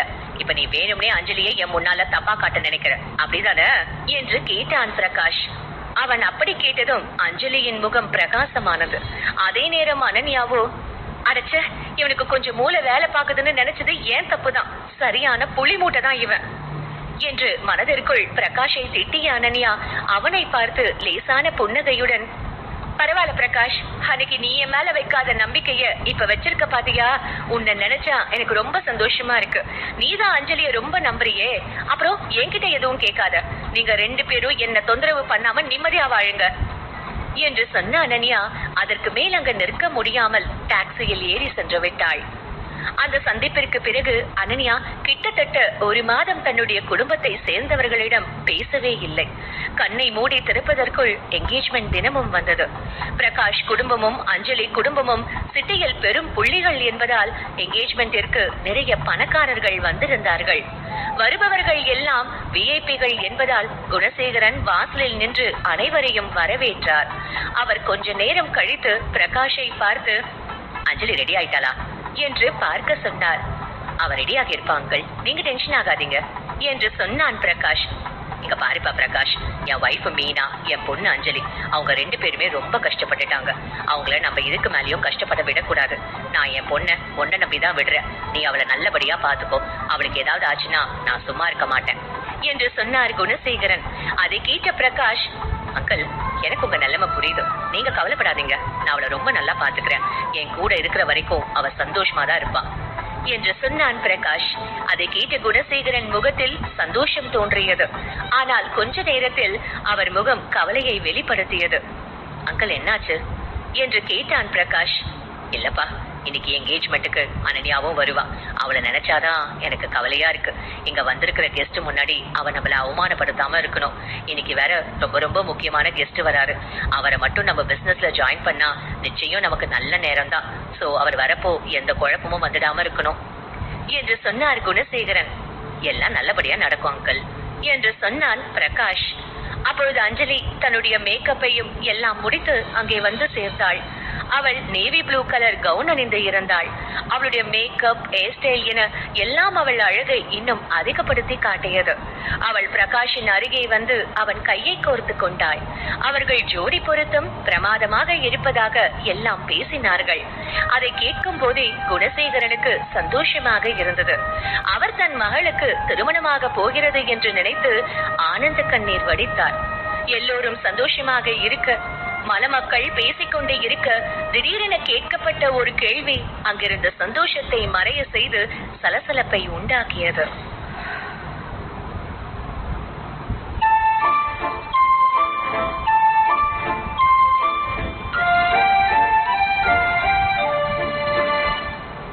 எபிசோட் 4. குணசேகரனும் அஞ்சலியை பார்த்து மகிழ்ச்சியாக இருக்க, அப்பொழுது கூட்டத்தில் இருந்த ஒருவர், என்னப்பா குணசேகர், ஒரு 2வது பொண்ணுக்கு மட்டும் கிராண்டா என்கேஜ்மெண்ட் எல்லாம் பண்ணுற, மூத்த பொண்ணா ஆளைய காணமே, அவ எங்க என்று கேட்டார். அவர் அப்படி கேட்டதும் கூட்டத்தில் இருந்த ஒவ்வொருவரும் தங்களுக்கு தெரிந்த கதைகளை பேச ஆரம்பித்தார்கள். இந்த பையனை தானே மூத்த பொண்ணுக்கு கல்யாணம் பண்றதா பேசி முடிச்சிருந்தாங்க, அப்புறம் ஏன் இவனை சின்ன பொண்ணுக்கு கல்யாணம் பண்ணி வைக்கிறாங்க? அதோட மூத்த பொண்ணை நான் பார்த்தே பல வருஷம் ஆச்சே என்று தனக்கு அருகில் இருந்தவளிடம் கேட்டாள் ஒரு பெண். அட, அந்த மூத்த பொண்ணு ஏதோ பண்ணக்கூடாத தப்பு பண்ணிட்டா போல, அதனாலதான் அவ ரொம்ப வருஷமா இங்க வராம இருக்கா. அப்படி என்ன பண்ணி தொலைச்சாலோ இப்படி 4 மனுஷங்களை கூட அவளால பார்க்க முடியல என்று சொன்னாள் இன்னொரு பெண். அந்த மூத்த பொண்ணு அப்படி ஒரு தப்பு பண்ணாலான்னு நமக்கு தெரியாது, ஆனா அவ எனக்கு தெரிஞ்சு நல்ல பொண்ணுதான். ஒருவேளை அவளோட சித்தி மீனாவும் அவ பொண்ணு சேர்ந்து கூட ஏதாவது பிளான் பண்ணி இருக்கலாம். என்ன இருந்தாலும் மீனாவும் குணசேகர வாழ்க்கையில குறுக்கு வழியில வந்தவ தானே. அப்போ அம்மா புதிதான பொண்ணுக்கும் இருக்கும். சும்மாவா சொன்னாங்க, தாய போல புள்ள நூலை போல சேலன்னு என்று சொன்னார் இன்னொரு பெண். இப்படி ஒவ்வொருவரும் ஒவ்வொன்றாக பேச தொடங்க அதையெல்லாம் குணசேகரன் காதிலும் விழுந்தது. அவர் முகம் கோபத்தில் கருக தொடங்கியது. அவரால் தன்னுடைய மகளின் என்கேஜ்மெண்ட் பார்ட்டியில் தன்னுடைய கடந்த காலத்தை பற்றி பேசுவதை ஏற்றுக்கொள்ளவே முடியவில்லை. அவர் அதை பற்றி யோசித்தபடி அமைதியாக இருக்க, அப்பொழுது அங்கே அனன்யா மித்ரனுடன் வந்து சேர்ந்தாள். கூட்டத்தில் இருந்தவர்கள் பார்வையெல்லாம் அவள் மீதுதான் விழுந்தது. அஞ்சலி இப்பொழுது மற்றவர்களால் கொண்டாடப்படுகிறாள். ஆனால் அனன்யா இருக்கும் பொழுது அவளை யாரும் கண்டுகொண்டதே இல்லை. 5 வருடங்களுக்கு முன்பு இருந்த அனன்யா பார்க்க கியூட்டான அழகிய பெண்ணாக இருந்தாள். ஆனால் இப்பொழுது அந்த கர்வம் பொருந்திய அழகியாக இருக்கிறாள். அது உண்மையில் அவள் அழகுக்கு அழகு சேர்ப்பதாக இருந்தது. எல்லோரும் அனன்யா வந்தவுடன் அஞ்சலியை மறந்துவிட்டு அனன்யாவின் அழகை பாராட்ட அதில் கடுப்பானாள் அஞ்சலி. அதே நேரம் குணசேகரன் அனன்யா அருகில் மெதுவாக வந்தவர், அனன்யா, உனக்கு என்ன பைத்தியம் பிடிச்சிருக்கா? நான் தான் ஏற்கனவே சொன்னல, இந்த குட்டி பிசாச கூட்டிட்டு வராதன்னு, அப்புறம் எதுக்கு இவனை கூட்டிட்டு வந்த என்று கேட்டார். அவர் தன்னால் முடிந்தவரை தன்னுடைய குரலை தாழ்த்தி பேசினார். எனவே அனன்யாவை தவிர வேறு யாருக்கும் அவர் பேசுவது கேட்கவில்லை. குணசேகரன் வேண்டும் என்றுதான் அனன்யா மித்ரனை அழைத்து வந்திருக்கிறாள் என்று நினைத்தார். அவருக்கு அனன்யா வேண்டும் என்றே நிச்சயதார்த்தத்தில் பிரச்சனை உண்டு பண்ணுகிறாள் என்று தோன்றியது. அதனால் அவருக்கு அடுப்பானார். இங்க பாரு, நீ எனக்கு பொண்ணா பிறந்ததுக்கு ஏற்கனவே நிறைய நல்லது பண்ணிட்ட. இதுக்கு மேல என்ன சோதிக்காத. ஒழுங்கா இந்த சின்ன பையனை விட்டுடு, இல்லனா நானே இவனை இங்கிருந்து துரத்தி விட்டுருவேன் என்று சொன்னார். அவர் அப்படி சொன்னதை கேட்டதும் அனன்யாவிற்கு மிகவும் கஷ்டமாக இருந்தது. ஒரு சிறுவன் என்று பார்க்காமல் இப்படி பேசுகிறாரே என்று மிகவும் வருத்தம் கொண்டாள். இங்க பாருங்க, உங்களுக்கு என்ன பார்க்க பிடிக்கலன்னு எனக்கு நல்லா தெரியும். உண்மையை சொல்லணும்னா நான் இந்த என்கேஜ்மெண்ட்டுக்கு வரதுல கூட உங்களுக்கு விருப்பம் இல்ல. அப்புறம் ஏன் நீங்க என்ன ஃபாரின்ல இருந்து வர வச்சீங்க? நான் அங்கேயே நிம்மதியா இருந்திருப்பேன்ல. இப்ப கூட ஒண்ணு கேட்டு போகல, நான் என் பையனை கூட்டிட்டு போறேன். ஆனா நீங்க இனிமே என்னை எப்பவுமே கூப்பிடக்கூடாது என்று சொன்னாள் அனன்யா.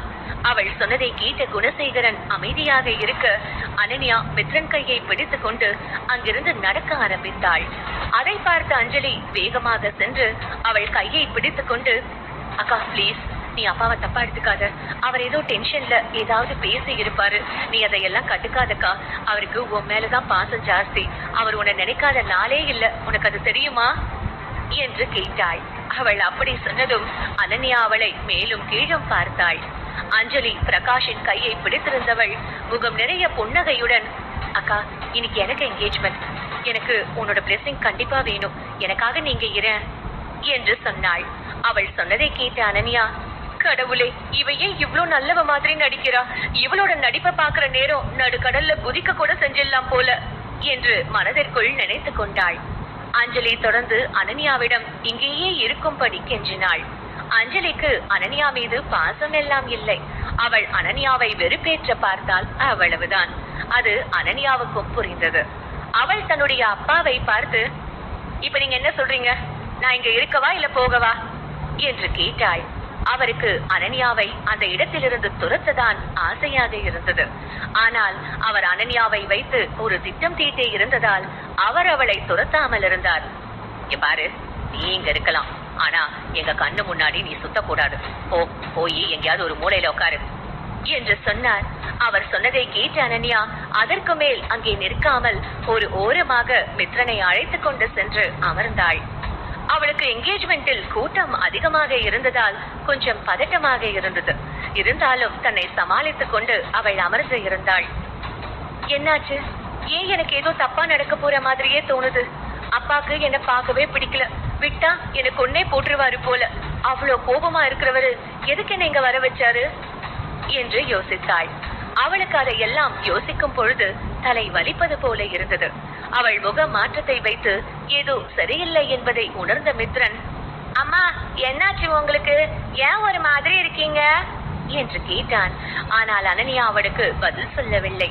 அவள் தன்னுடைய எண்ணத்திலேயே தொலைந்து இருந்தாள். அவள் மௌனத்தை பார்த்தவன் அங்கிருந்து வெயிட்டரை அழைத்து, அங்கிள் ஒரு கப் வார்ம் வாட்டர் வேணும் என்று சொன்னான். அவனுடைய கியூட்டான முகமும் ஸ்மார்ட்டான பேச்சும் அந்த வெயிட்டரை அதிகம் கவர்ந்தது. அவர் அவன் கேட்டபடி வார்ம் வாட்டர் கொண்டு வந்து கொடுத்தார். அதை வாங்கியவன் அனன்யாவிற்கு அந்த தண்ணீரை குடிக்க கொடுத்தான். அந்த தண்ணீரை குடித்த பிறகு அவளும் கொஞ்சம் பெட்டராக ஃபீல் செய்தாள். அம்மா இப்ப நீங்க ஓகே தானே என்று கேட்டான். ஆமா என்று சொன்ன அனன்யா அவன் கன்னத்தை கிள்ளி முத்தம் கொடுத்தாள். அதன் பிறகு அனன்யா அவனிடம் சாதாரணமாக பேசி சிரித்துக் கொண்டே இருக்க, குணசேகரன் இன்னொரு 50 வயது நிரம்பிய நபருடன் அவளை நோக்கி வருவதை பார்த்தாள். அவளுக்கு ஏன் அவர் தன்னை நோக்கி வருகிறார் என்று புரியவில்லை. அவள் அவரை குழப்பத்துடன் பார்க்க, குணசேகரன் தனக்கு அருகில் இருந்த நபரை பார்த்து, மிஸ்டர் சுதாகர், இதுதான் என்னோட மூத்த பொண்ணு அனன்யா என்று அறிமுகம் செய்தார். அதை கேட்ட சுதாகர் சிரித்தார். அப்பொழுது அவர் கண்ணுக்கு அருகே சுருக்கம் ஏற்பட்டது. மிஸ்டர் குணசேகரன், உங்க 2 பொண்ணுமே ரொம்ப அழகா இருக்காங்க, நீங்க ரொம்ப லக்கி என்று சொன்னார். அதை கேட்ட குணசேகரன், ஆமா என் 2 பொண்ணும் அழகுதான். இப்போ சின்ன பொண்ணுக்கு ஒரு நல்ல வாழ்க்கை அமைஞ்சிடுச்சு. எனக்கு அவளை பத்தி கவலை இல்ல. என் மூத்த பொண்ணுக்கும் ஒரு நல்ல வாழ்க்கை அமையணும், அதுதான் என் ஆசை என்று ஏதோ படங்களில் வரும் முனிவர் போல பொறுமையாக பேசினார். அதை பார்த்த அனன்யா மனதிற்குள், அடடா, இந்த ஆள் எதுக்கு சம்மதமே இல்லாம இவ்ளோ அன்பா பேசுறான்? ஒருவேளை நமக்கு பெருசா ஏதாவது ஆப்பு வைக்க போறானா என்று யோசித்தாள். அவள் அமைதியாக அமர்ந்திருப்பதை பார்த்த குணசேகரன், அம்மாடி அனன்யா, என்ன நீ உட்கார்ந்து இருக்க? வா, வந்து சுதாகர் சார் கிட்ட பேசு. இவர் மனசு வச்சா ராணி மாதிரி இருக்கலாம் என்று சொன்னார். அப்பொழுது அவர்கள் அருகில் வந்தார்கள் பிரகாஷ் மற்றும் அஞ்சலி இருவரும். இதையெல்லாம் பார்க்கும் பொழுது அனன்யாவிற்கு இந்த வயதான சுதாகருடன் தனக்கு திருமணம் செய்ய பிளான் செய்துதான் தன்னுடைய அப்பா வெளிநாட்டிலிருந்து தன்னை வர வைத்திருக்கிறார் என்று தெளிவாக புரிந்தது. அனன்யாவும் அவரும் ஒன்றாக நடந்து போனால் பார்ப்பவர்கள் அவர்கள் இருவரையும் அப்பா மகள் என்றுதான் சொல்வார்கள். அப்படிப்பட்ட ஒருவரை தனக்கு திருமணம் செய்து வைக்க பார்க்கிறாரே என்று மனதிற்குள் நினைத்து வேதனை கொண்டாள் அனன்யா. அவள் ஆரம்பத்தில் தன்னுடைய அப்பா ஊருக்கு அழைக்கிறார் என்றதும் மனதில் ஒரு ஓரத்தில் தன்னுடைய தவறை உணர்ந்து அதை திருத்திக் கொள்ள அழைக்கிறார் என்று நினைத்தாள். ஆனால் அந்த எண்ணம் எல்லாம் இப்பொழுது சுக்குநூறாக உடைந்து போய்விட்டது. அவள் அந்த யோசனையில் இருக்க அங்கே எல்லோரின் கவனத்தை சிதறடிக்க செய்யும் வசீகரமான ஒருவன் காரில் வந்து இறங்கியதை அவள் கவனிக்கவில்லை. அந்த அழகிய இளைஞன் என்கேஜ்மெண்ட் ஹாலுக்குள் வந்ததும் எல்லோரின் கவனமும் அவன் பக்கம்தான் சென்றது. அவள் அமைதியாக இருப்பதை பார்த்த குணசேகரன், அனன்யா, நான் உன்கிட்டதான் சொன்னேன், நீ சுதாகர் கிட்ட பேசு என்று சொன்னான். மித்ரன் அனன்யாவின் காதருகில் சென்று சுதாகரை பார்த்து, அம்மா, யாருமா இந்த குண்டு தாத்தா என்று கேட்க அவளுக்கு சிரிப்பு வந்தது. மித்ரனின் வாயை கை வைத்து மறைத்து, எனக்கு இவர்கிட்ட பேச எதுவும் இல்ல, அதோட நீங்க என்ன இங்க வர சொன்னீங்க, நான் வந்தேன், இதுக்கு மேல எனக்கு இங்க பெருசா எந்த வேலையும் இல்ல, நான் கிளம்புறேன் என்று சொன்ன அனன்யா அங்கிருந்து கிளம்ப செல்ல, அவள் கையை பிடித்துக் கொண்ட அஞ்சலி, அக்கா நீங்க இருந்து போக கூடாது. அப்பாவை நீ தப்பா நினைக்காதக்கா. அவர் உன் மேல இருக்கிற அக்கறையில தான் இதெல்லாம் பண்ணுவாரு. நீ அவர் சொல்றத கொஞ்சம் கேள, உன் லைஃப் நல்லா தானே இருக்கும் என்று சொன்னாள். அவள் சொன்னதை கேட்டு அனன்யாவிற்கு கோபமாக வந்தது. ஆனாலும் அவள் அமைதியாக இருந்தாள். அதை பார்த்த அஞ்சலி, அக்கா அப்பா எது செஞ்சாலும் ஓன் நல்லதுக்கு தான் பண்ணுவாரு. இப்ப நீ மட்டும் மிஸ்டர் சுதாகரை கல்யாணம் பண்ணா நீ ரொம்ப சந்தோஷமா இருக்கலாம். அவர் ரொம்ப பெரிய பணக்காரர். சோ உன் வாழ்க்கை ரொம்ப ஜாலியா இருக்கும் என்று சொன்னாள். ஓ அப்படியா விஷயம்? இவரை கல்யாணம் பண்ணிக்கிட்டு அவ்வளவு சந்தோஷமா இருக்கலாம்னா நீயே இந்த ஆளை கல்யாணம் பண்ணிக்கோ, எனக்கு ஆட்சேபனே இல்ல என்று சொன்னாள் அனன்யா. அதை கேட்ட அதிர்ச்சி அடைந்த அஞ்சலி, என்னக்கா நீ இப்படி எல்லாம் பேசுற? உனக்குதான் தெரியும்ல நான் பிரகாஷ உயிருக்கு உயிரா நேசிக்கிறேன்னு. என்னால எப்படி இன்னொருத்தரை கல்யாணம் பண்ணிக்க முடியும் என்று கேட்டாள் அஞ்சலி. ரொம்ப நல்லவ மாதிரி நடிக்காத, நீ நினைச்சா என்ன வேணா பண்ணுவ என்று சொன்னாள் அனன்யா. அதை கேட்டதும் கோபம் கொண்ட குணசேகரன் அனன்யாவின் கன்னத்தில் அறைந்தார். அதை பார்க்க மீனாவுக்கு மகிழ்ச்சியாக இருந்தது.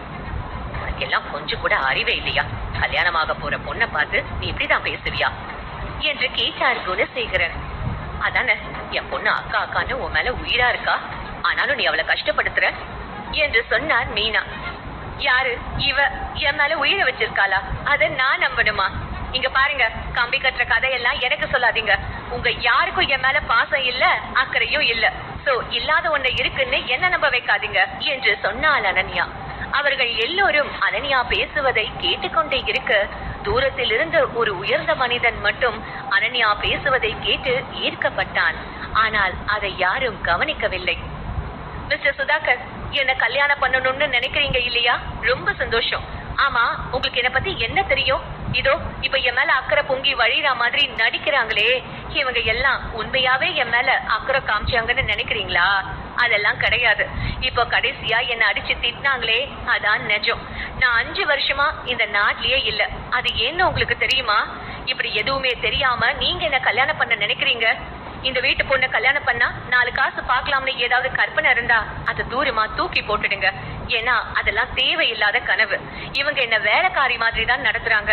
என்ன கல்யாணம் பண்றதால உங்களுக்கு 1 ரூபாய் கூட லாபம் இல்ல. அதே நீங்க என் தங்கச்சிய கல்யாணம் பண்ணா உங்களுக்கு எல்லா மரியாதையும் கிடைக்கும். அதோட எனக்கு ஒரு பையன் கூட இருக்கான். இது எங்க வீட்டுல இருக்கிற எல்லாருக்குமே தெரியும். என்ன மாதிரி ஏற்கனவே குழந்தை இருக்கிற பொண்ண கல்யாணம் பண்ணா உங்களை யாராவது மதிப்பாங்களா? இதெல்லாம் கொஞ்சம் யோசிச்சு முடிவு பண்ணுங்க என்று சொன்னாள் அனன்யா. அவள் யாரிடம் எதை பேச வேண்டும், மற்றவர்கள் என்ன பேசுவார்கள் என்று கொஞ்சம் கூட யோசிக்காமல் பேசினாள். அவளுக்கு இந்த உறவை முறிக்கலாம் என்ற எண்ணம் வந்த பிறகு அவள் யாரை பற்றி யோசித்து நல்ல விதமாக பேச வேண்டும். எனவே அவள் வாய்க்கு வந்ததையெல்லாம் பேசினாள். அதே நேரம் அவள் பேசியதை கேட்ட குணசேகரன் குடும்பத்தை சேர்ந்தவர்கள் அமைதியாக நின்றார்கள். அதே நேரம் அனன்யா சத்தமாக பேசியதால் மற்றவர்களுக்கும் அவள் பேசியது தெளிவாக கேட்டது.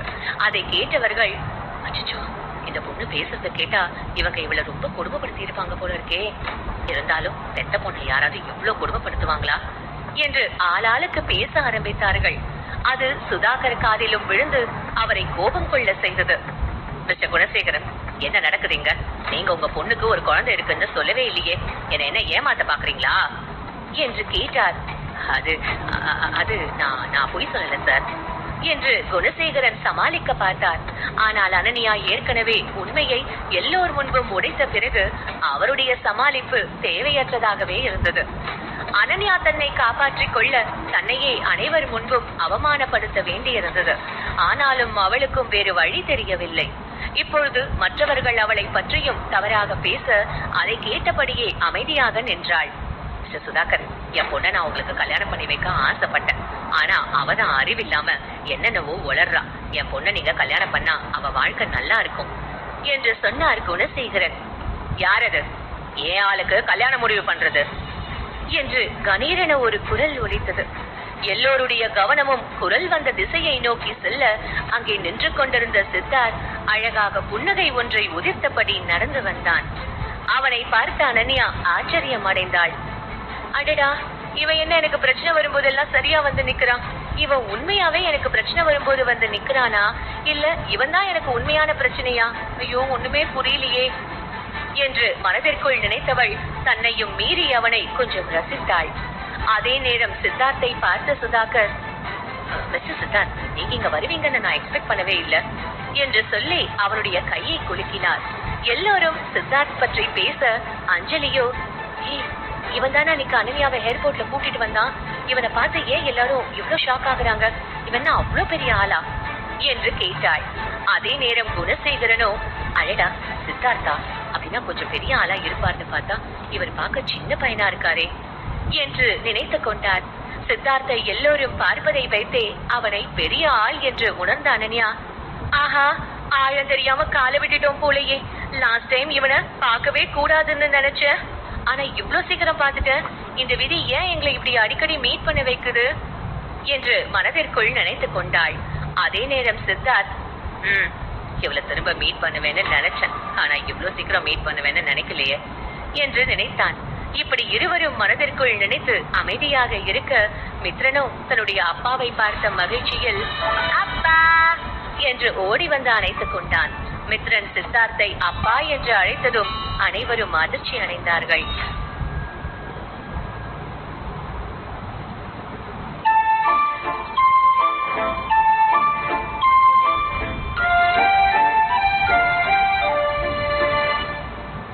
எபிசோட் 5. மித்ரன் சித்தார்த்தை பார்த்து அப்பா என்று அழைத்ததும் அனைவரும் ஆச்சரியம் அடைந்தார்கள். அவர்களால் நம்பவே முடியவில்லை. இந்த சிறுவனுடைய அப்பா ஏசியா மற்றும் ஐரோப்பா அளவில் மிகப்பெரிய பணக்காரனாக இருக்கும் சித்தார்த் என்று. அதே நேரம் அனன்யாவிற்கு அவனை எப்படியெல்லாம் திட்டி பேசினோம் என்பதுதான் மனதுக்குள் ஓடிக்கொண்டே இருந்தது. அப்பொழுது குணசேகரன் அனன்யா அருகில் வந்தவர், அனன்யா, உன் குழந்தையோட அப்பா சித்தார்த் அபிமன்யுவா என்று கேட்டார். அவர் அப்படி கேட்டதும் அனன்யாவுக்கு என்ன பதில் சொல்லவென்று தெரியவில்லை. அவள் சித்தார்த்தை அமைதியாக பார்த்தாள். அதே நேரம் சித்தார்த் மித்ரனை கையில் தூக்கியவன் அனன்யாவை பார்த்து, நான் தான் உன்கிட்ட சொன்னல எனக்காக வெயிட் பண்ணுன்னு, அப்புறம் ஏன் தனியா வந்த என்று கேட்டவன் அவள் கன்னத்தை மெல்ல வருடி கொடுத்தான். அவனுடைய விரல் பட்டதும் அவள் தேகம் ஷாக் அடித்தது போல இருந்தது. அவள் முகம் வெட்கத்தில் தானாக சிவந்தது. அவளால் ஒரு வார்த்தை கூட பேச முடியவில்லை. அதே நேரம் சுதாகரை பார்த்த சித்தார்த் அவனை முறைக்க, சாரி சார், இவங்க உங்களோட வைஃப் என்ன தெரியாது, நான் தெரியாம இங்க வந்துட்டேன், சாரி சார், என் பிசினஸ் எதுவும் பண்ணிடாதீங்க என்று சொல்லிவிட்டு அங்கிருந்து வேகமாக வெளியேறிவிட்டார். அதை பார்த்த குணசேகரன் அதிர்ச்சி அடைந்தார். அதே நேரம் அவள் மனதுக்குள் அனன்யாவை திட்டிக் கொண்டே இருந்தார். ஏன் என்றால் குணசேகரன் சித்தார்த்துடன் பிசினஸ் செய்ய நீண்ட நாட்களாக முயற்சி செய்து கொண்டிருக்கிறார். ஆனால் அனன்யா அவனுடன் நெருக்கமான உறவில் இருந்தும் அதை பற்றி ஒரு வார்த்தை கூட அவரிடம் சொல்லவில்லை. அதை நினைக்கும் பொழுதே அவருக்கு டென்ஷன் எகிரியது. அவர் கொஞ்ச நேரம் ஏதோ யோசனை செய்துவிட்டு சித்தார்த்திடம் பேசலாம் என்று போக அவரை கண்டுகொள்ளாத சித்தார்த் அனன்யாவின் தோளில் கை போட்டு, டார்லிங், நீ ஏன் இங்க நிக்கிற, என் கூட வா போலாம் என்று சொல்லி அவளை வேறு ஒரு இருக்கைக்கு அழைத்து சென்றான். அனன்யா யாரும் தங்களை கவனிக்காத வண்ணம் அவனை விட்டு விலகியவள், நீங்க தான் அன்னைக்கு சொன்னீங்க யாருக்கும் ஹெல்ப் பண்ண மாட்டீங்கன்னு, அப்புறம் எனக்கு எதுக்கு இன்னைக்கு ஹெல்ப் பண்ணீங்க என்று கேட்டாள். நான் ஒன்னும் உனக்கு ஹெல்ப் பண்ணியே ஆகணும்னு ஹெல்ப் பண்ணல, அதோட என்று நிறுத்தியவன் வேண்டும் என்றே அவள் அருகே வந்து, ஹெல்ப் பண்றவங்களையே கேள்வி கேட்கிற உனக்கு எல்லாம் யாராவது ஹெல்ப் பண்ணுவாங்களா? ஆமா, நீதான் ஹெல்ப் பண்ணா அதுக்கு பணம் தருவியே, இப்போ எனக்கு எவ்வளவு தரப்போற என்று கேட்டார். அவன் வேண்டுமென்றே மிகவும் அருகில் இருந்தான். அவன் மூச்சு காற்று அனன்யாவின் காதில் பட்டது. அது அனன்யாவிற்கு என்னவோ போல ஒரு உணர்வை கொடுக்க சட்டென்று அவனை விட்டு விலகியவள் அவனை பார்த்து முறைத்தாள். இன்னும் மித்ரன் சித்தார்த் அருகில் தான் இருந்தான். அவனை பார்த்தவள், மித்து, அம்மா கிட்ட வா என்று அவனை பிடித்து இழுத்தாள். ஆனால் மித்ரனை விடாமல் பிடித்து கொண்ட சித்தார்த் அனன்யாவின் கையை பிடித்து, ஹலோ மேடம், இப்போதைக்கு இவனை உன்கிட்ட தர, எனக்கு கொஞ்சம் முக்கியமான வேலை இருக்கு, அது வரைக்கும் நீ இவன் கூட எங்க உட்காந்துக்கோ என்று சொல்லிவிட்டு அங்கிருந்து சென்றான் சித்தார்த். அவன் செல்வதை பார்த்து முறைத்துக் கொண்டே இருந்தாள் அனன்யா. அதே நேரம் தன்னுடைய அப்பா எங்கோ செல்வதை பார்த்த மித்ரன், அம்மா, அப்பா எங்க போறாரு என்று கேட்டான். அவன் இந்த அளவுக்கு சித்தார்த்தை அப்பா என்று நம்புவதை பார்க்க அனன்யாவிற்கு கஷ்டமாக இருந்தது. அவள் சித்தார்த் அவனுடைய அப்பா இல்லை என்பதை எப்படியாவது புரிய வைக்க வேண்டும் என்று முடிவு செய்து பேச வர, அப்பொழுது அஞ்சலி அந்த பக்கம் வருவதை பார்த்தாள். அவள் அருகில் வந்ததும் அவளை பார்த்து முறைத்தபடி, ஆமா, நீ எதுக்கு இப்ப இங்க வந்த என்று கேட்டாள். உடனே நல்லவள் போல முகத்தை வைத்துக் கொண்ட அஞ்சலி, அது ஒண்ணும் இல்ல, உனக்கு போர் அடிக்கும், அதான் கொஞ்சம் டைம் பாஸ்க்கு பேசலாம்னு வந்தேன்கா என்று சொன்னாள். அதை கேட்ட அனன்யா, ஆஹா, இவ வந்திருக்கானாலே ஏதாவது பிரச்சனை இருக்குன்னு தானே அர்த்தம். இல்ல அனன்யா, இந்த காட்டேரி கிட்ட கொஞ்சம் நீ உஷாராவே இரு என்று தனக்குத்தானே எச்சரிக்கை செய்து கொண்டாள். அக்கா, உனக்கு தெரியுமா, சமயத்துல எனக்கு உன்னை பார்த்தா ரொம்ப பொறாமையா இருக்கும் என்று சொன்னாள் அஞ்சலி. அவள் சொன்னதை அனன்யா சீரியஸாகவே எடுத்துக்கொள்ளவில்லை. அதை பார்த்த அஞ்சலி, அக்கா என்னக்கா நீ, நான் உன்கிட்டதான் பேசுறேன், ஆனா நீ என்ன கண்டுக்கவே மாட்டேங்கிற. நான் உண்மையதான் சொல்றேன், சின்ன வயசுல இருந்தே உனக்கு தான் எல்லாம் கிடைக்கும். அப்பா கூட உன் மேலதான் அதிக பாசம் காமிப்பாரு, அதோட பிரகாஷ் கூட உன் பக்கம் தான் இருப்பான். அதான் நான் இதையெல்லாம் உன்கிட்ட இருந்து பறிக்க நினைச்சேன் தெரியுமா என்று சொன்னாள். அவள் சொன்னதை கேட்ட அனன்யாவிற்கு சிரிப்பு தான் வந்தது. ஏனென்றால் அஞ்சலியால் தான் அனன்யாவின் வாழ்க்கை கேள்விக்குறியாகி உள்ளது. இப்பொழுது அவளே வந்து நல்லவள் வேஷம் போடுகிறாளே என்னும் பொழுது அவளால் சிரிப்பை கட்டுப்படுத்திக் கொள்ள முடியவில்லை. அதே நேரம் அவள் எதுவும் பேசவும் இல்லை. உண்மையை சொல்லணும்னா பிரகாஷ்க்கு ஒன்னதான் ரொம்ப பிடிச்சது. அவன் உனக்கு ரொம்பவே உண்மையா இருந்தான். நீ இங்கிருந்து வெளிநாட்டுக்கு போனப்போ அவன் ரொம்ப உடஞ்சு போயிட்டான். நான் தான் அவனோட அந்த கஷ்டமான காலங்கள்ல கூடவே இருந்தேன். அப்படியே அவனை நான் நல்லாவே கவனிச்சுக்க ஆரம்பிச்சேன். அதான் அவன் மெல்ல மெல்ல என் பக்கம் சாஞ்சிட்டான் என்று சொன்னாள் அஞ்சலி. அதை கேட்ட அனன்யாவிற்கு கடுப்பாக இருந்தது. போது நிறுத்து, இப்ப எதுக்கு நீ இதெல்லாம் என்கிட்ட சொல்லிட்டு இருக்க என்று கேட்டாள். அதை கேட்ட அஞ்சலிக்கு மகிழ்ச்சியாக இருந்தது. இவ்வளவு நேரம் தான் பேசிய எதற்கும் பதில் சொல்லாமல் இருந்த அனன்யா இப்பொழுது பதில் சொல்கிறாள். அவளை இன்னும் கொஞ்சம் வெறுப்பேற்றுவோம் என்று முடிவு செய்தாள். ஏன் அக்கா டென்ஷன் ஆகுற? உனக்கு நான் சொல்றதை எல்லாம் கேட்டா உன் பழைய காதல் ஞாபகம் வருதா? உன்னால பிரகாஷை இன்னும் மறக்க முடியல. எனக்கு நல்லா தெரியும் நீ ஒரு எமோஷனல் இடியட் அப்படின்னு. நீ பார்க்கதான் ஸ்ட்ராங், ஆனா உன்னை ஈஸியா ஏமாத்தலாம். அப்படி மட்டும் இல்லனா 5 வருஷத்துக்கு முன்னாடி நான் விரிச்ச வலையில நீ வந்து மாட்டி இருப்பியா? எப்பவும் உனக்கு எல்லாம் பெஸ்டா கிடைக்குது அப்படின்றதுக்காக அது உனக்கு நிலைக்கணும்னு இல்லக்கா. எனக்கு தெரிஞ்சு உன் பாஸ்ட் பத்தி தெரியாம தான் மிஸ்டர் சித்தார்த் உன் கூட இருக்காருன்னு நினைக்கிறேன். அது மட்டும் தெரிஞ்சா அவர் நிச்சயம் உன்னை திரும்பி கூட பார்க்க மாட்டாரு. அப்புறம் கோபுரத்துல இருக்கிற நீ மறுபடியும் குப்பைக்கு தான் வருவ. என்ன நான் சொல்றது சரிதானே என்று கேட்டாள் அஞ்சலி. அதை கேட்ட அனன்யா அஞ்சலியை பார்க்க அவளும் தான் ஏதோ பெரிதாக சாதித்தது போல ஸ்டைலாக வைனை எடுத்து குடித்தபடி, என்னக்கா சித்தார்த் சாருக்கு உண்மை தெரிஞ்சிடும்னு பயமா இருக்கா? சரி, அத கூட விடு, பாஸ்ட் எல்லாம் பத்தி கவலை இல்லைன்னு அவர் சொல்றாருன்னு வச்சுப்போம். ஆனா இப்ப வரைக்கும் நீ ஏன் பிரகாஷ லவ் பண்றேன்னு அவருக்கு தெரிஞ்சா அவர் என்ன மாதிரி ரியாக்ட் பண்ணுவாரு என்று கேட்டாள்.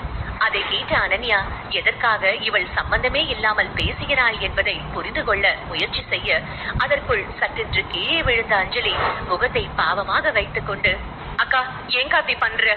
உனக்குதான் அவ்வளவு பெரிய பணக்காரர் கூட ரிலேஷன்ஷிப் இருக்குல்ல, இப்பவும் நீ ஏன் என் பிரகாஷ் மேல ஆசைப்படுற? இதெல்லாம் தப்புக்கா என்று சொன்னாள். அவள் வேண்டும் என்றே சத்தமாக பேசினாள். எனவே எல்லோருக்கும் அவள் பேசியது கேட்டது. அவள் தரையில் விழுந்து கிடப்பதை பார்த்து பாவப்பட்டவர்கள் வேறு எதையும் யோசிக்காமல் அனன்யாதான் எல்லா தவறும் செய்து இருப்பாள் என்று பேச ஆரம்பித்தார்கள். அக்கா உனக்கு எல்லாம் மனசாட்சியே இல்லல்ல. நீ ஏற்கனவே ஒரு முறை பிரகாஷ சீட் பண்ணதாலதான் அவர் அவ்வளோ கஷ்டத்தை அனுபவிச்சாரு. இப்போ நாங்க அதை எல்லாத்தையும் தாண்டி வந்து புதுசா ஒரு வாழ்க்கைய வாழலாம்னு பார்த்தா நீ ஏன் அக்கா அதை கெடுக்க பாக்குற? உனக்கு நாங்க அப்படி என்ன கெட்டது பண்ணோம் என்று கேட்டாள். அவள் சொன்னதிலேயே ஏற்கனவே அனன்யா சீட் செய்ததால் தான் பிரகாஷ் மற்றும் அனன்யா பிரிந்தார்கள் என்று அனைவருக்கும் புரிந்துவிட்டது. எல்லோரும் இப்பொழுது அனன்யாவை திட்ட ஆரம்பித்தார்கள்.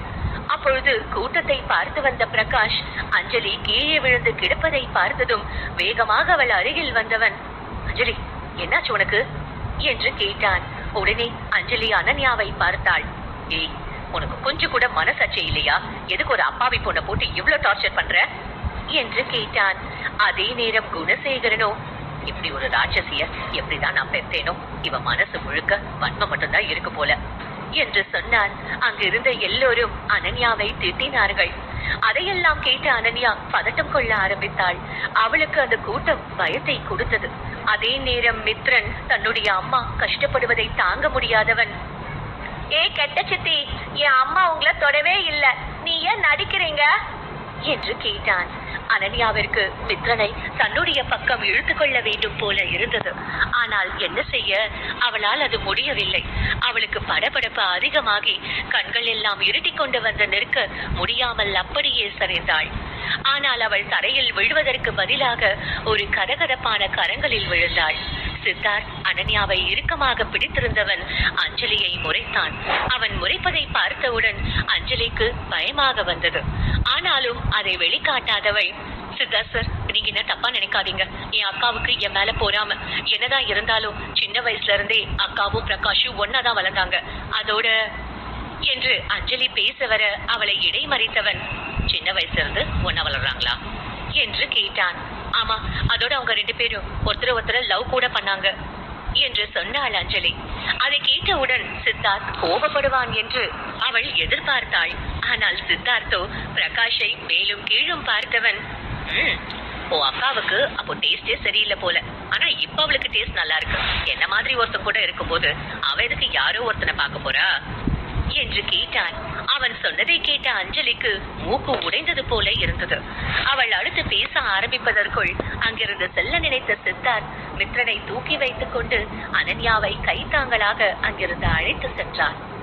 அனன்யா மீண்டும் கண்ணை திறந்து பார்க்கும் பொழுது அவள் என்கேஜ்மெண்ட் ஹாலில் இல்லை. மாறாக அவள் வெள்ளை நிற சுவர்கள் கொண்ட பில்டிங்கில் இருந்தாள். அதை பார்த்தவுடன் அவளுக்கு அது ஹாஸ்பிட்டல் என்று புரிந்தது. அவளால் எதையும் தெளிவாக யோசிக்க கூட முடியவில்லை. அவளுக்கு தலையில் யாரோ சுத்தியலை கொண்டு அடிப்பது போல இருந்தது. அந்த நிலையிலும் அவள் மனம் மித்ரனை தேடியது. அவள் மெல்ல மித்து என்று அழைத்தாள். அவளுக்கு தொண்டையெல்லாம் பயங்கரமாக எரிந்தது. அவள் இரும்ப ஆரம்பித்தாள். அவள் மெல்ல இருமியபடி தனக்கு அருகில் யாரோ இருப்பதை உணர்ந்து திரும்பி பார்க்க அங்கே குணசேகரன் அமர்ந்து இருந்தார். அவரை பார்த்தவள் அதிர்ச்சி அடைந்தாள். ஏனென்றால் அவள் மயங்கி சரியும் பொழுது அவர் அருகில் வந்தது போல அனன்யாவிற்கு நினைவில் இல்லை.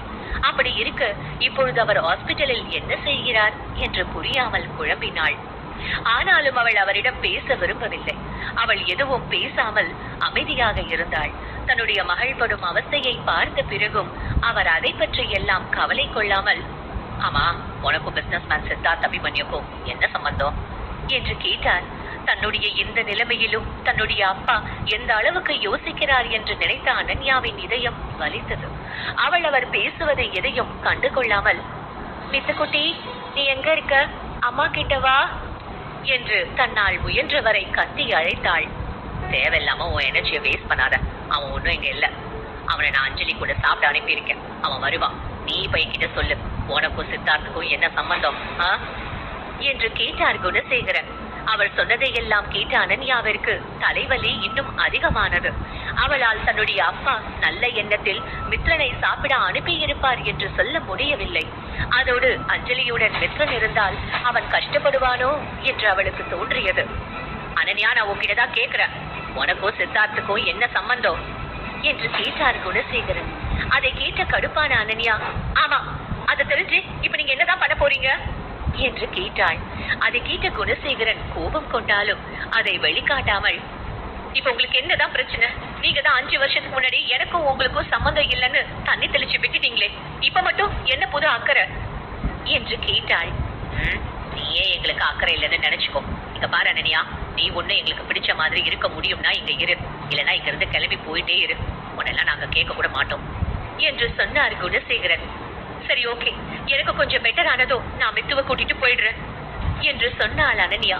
அதை கேட்ட குணசேகரன், இங்க பாருமா, நீ போறனா தனியா போ. மித்ரன் இந்த வீட்டு வாரிசு. அவன் எங்க கிட்டதான் வளரணும். அவன் எங்க கூட வளர்ந்தாதான் ஒழுக்கமா வளருவான். உன்ன மாதிரி ஒரு அம்மா அவனை வளர்த்தா அவன் ஒழுக்கமே இல்லாம தான் வளருவான் என்று சொன்னார் குணசேகரன். அதை கேட்ட அனன்யா மனதிற்குள், முதல்ல என் குழந்தைய பார்த்தப்போ அவனுக்கும் இந்த குடும்பத்துக்கும் சம்மந்தமே இல்லைன்னு சொன்னாரு. இப்போ என் பையன் சித்தார்த்தோட பையனா இருக்கலாம்னு தோணுனதும் அவனை இவர் கூட வச்சுக்க பாக்குறாரு. எப்படி இவரால மட்டும் இவ்வளவு மட்டமா யோசிக்க முடியுது என்று யோசித்தாள் அனன்யா. இங்க பாருங்க, நீங்க கூப்பிட்டீங்கன்னு நாங்க இங்க வந்தோம். இப்ப எல்லாம் முடிஞ்சாச்சு, நாங்க திரும்ப போகணும் என்று சொன்னாள் அனன்யா. நீ தாராளமா போ, ஆனா மித்ரனை நாங்க தான் வளர்ப்போம் என்று சொன்னார் குணசேகரன். அவரை பொறுத்தவரை மித்ரன் ஒரு பகடைக்காய்தான். அதனால் அவர் அவனை எப்படி வளர்ப்பார் என்பது மிகப்பெரிய கேள்வி. அவரிடம் எப்படியும் மித்ரனை விட முடியாது. அனன்யா இன்று வரை உயிருடன் வாழ்வதற்கு ஒரே நம்பிக்கை மித்ரன் தான். அவன்தான் அவள் கஷ்டம், சந்தோஷம் எல்லாவற்றையும் உடன் இருந்திருக்கிறான். அப்படிப்பட்ட மகனை இழக்க விரும்பவில்லை. என்னால என் பையனை இங்க விட முடியாது, எனக்கு அவன் வேணும் என்று சொன்னாள் அனன்யா. அதை கேட்ட குணசேகரன், சரி, உனக்கு உன் பையன் வேணும்னா நீ அவனை தாராளமா கூட்டிட்டு போலாம். ஆனா அதுக்கு முன்னால நீ எனக்கு ஒரு உதவி பண்ணணும் என்று சொன்னார் குணசேகரன். அவர் முகத்தில் ஒரு வில்லத்தனமான புன்னகை தோன்றியது.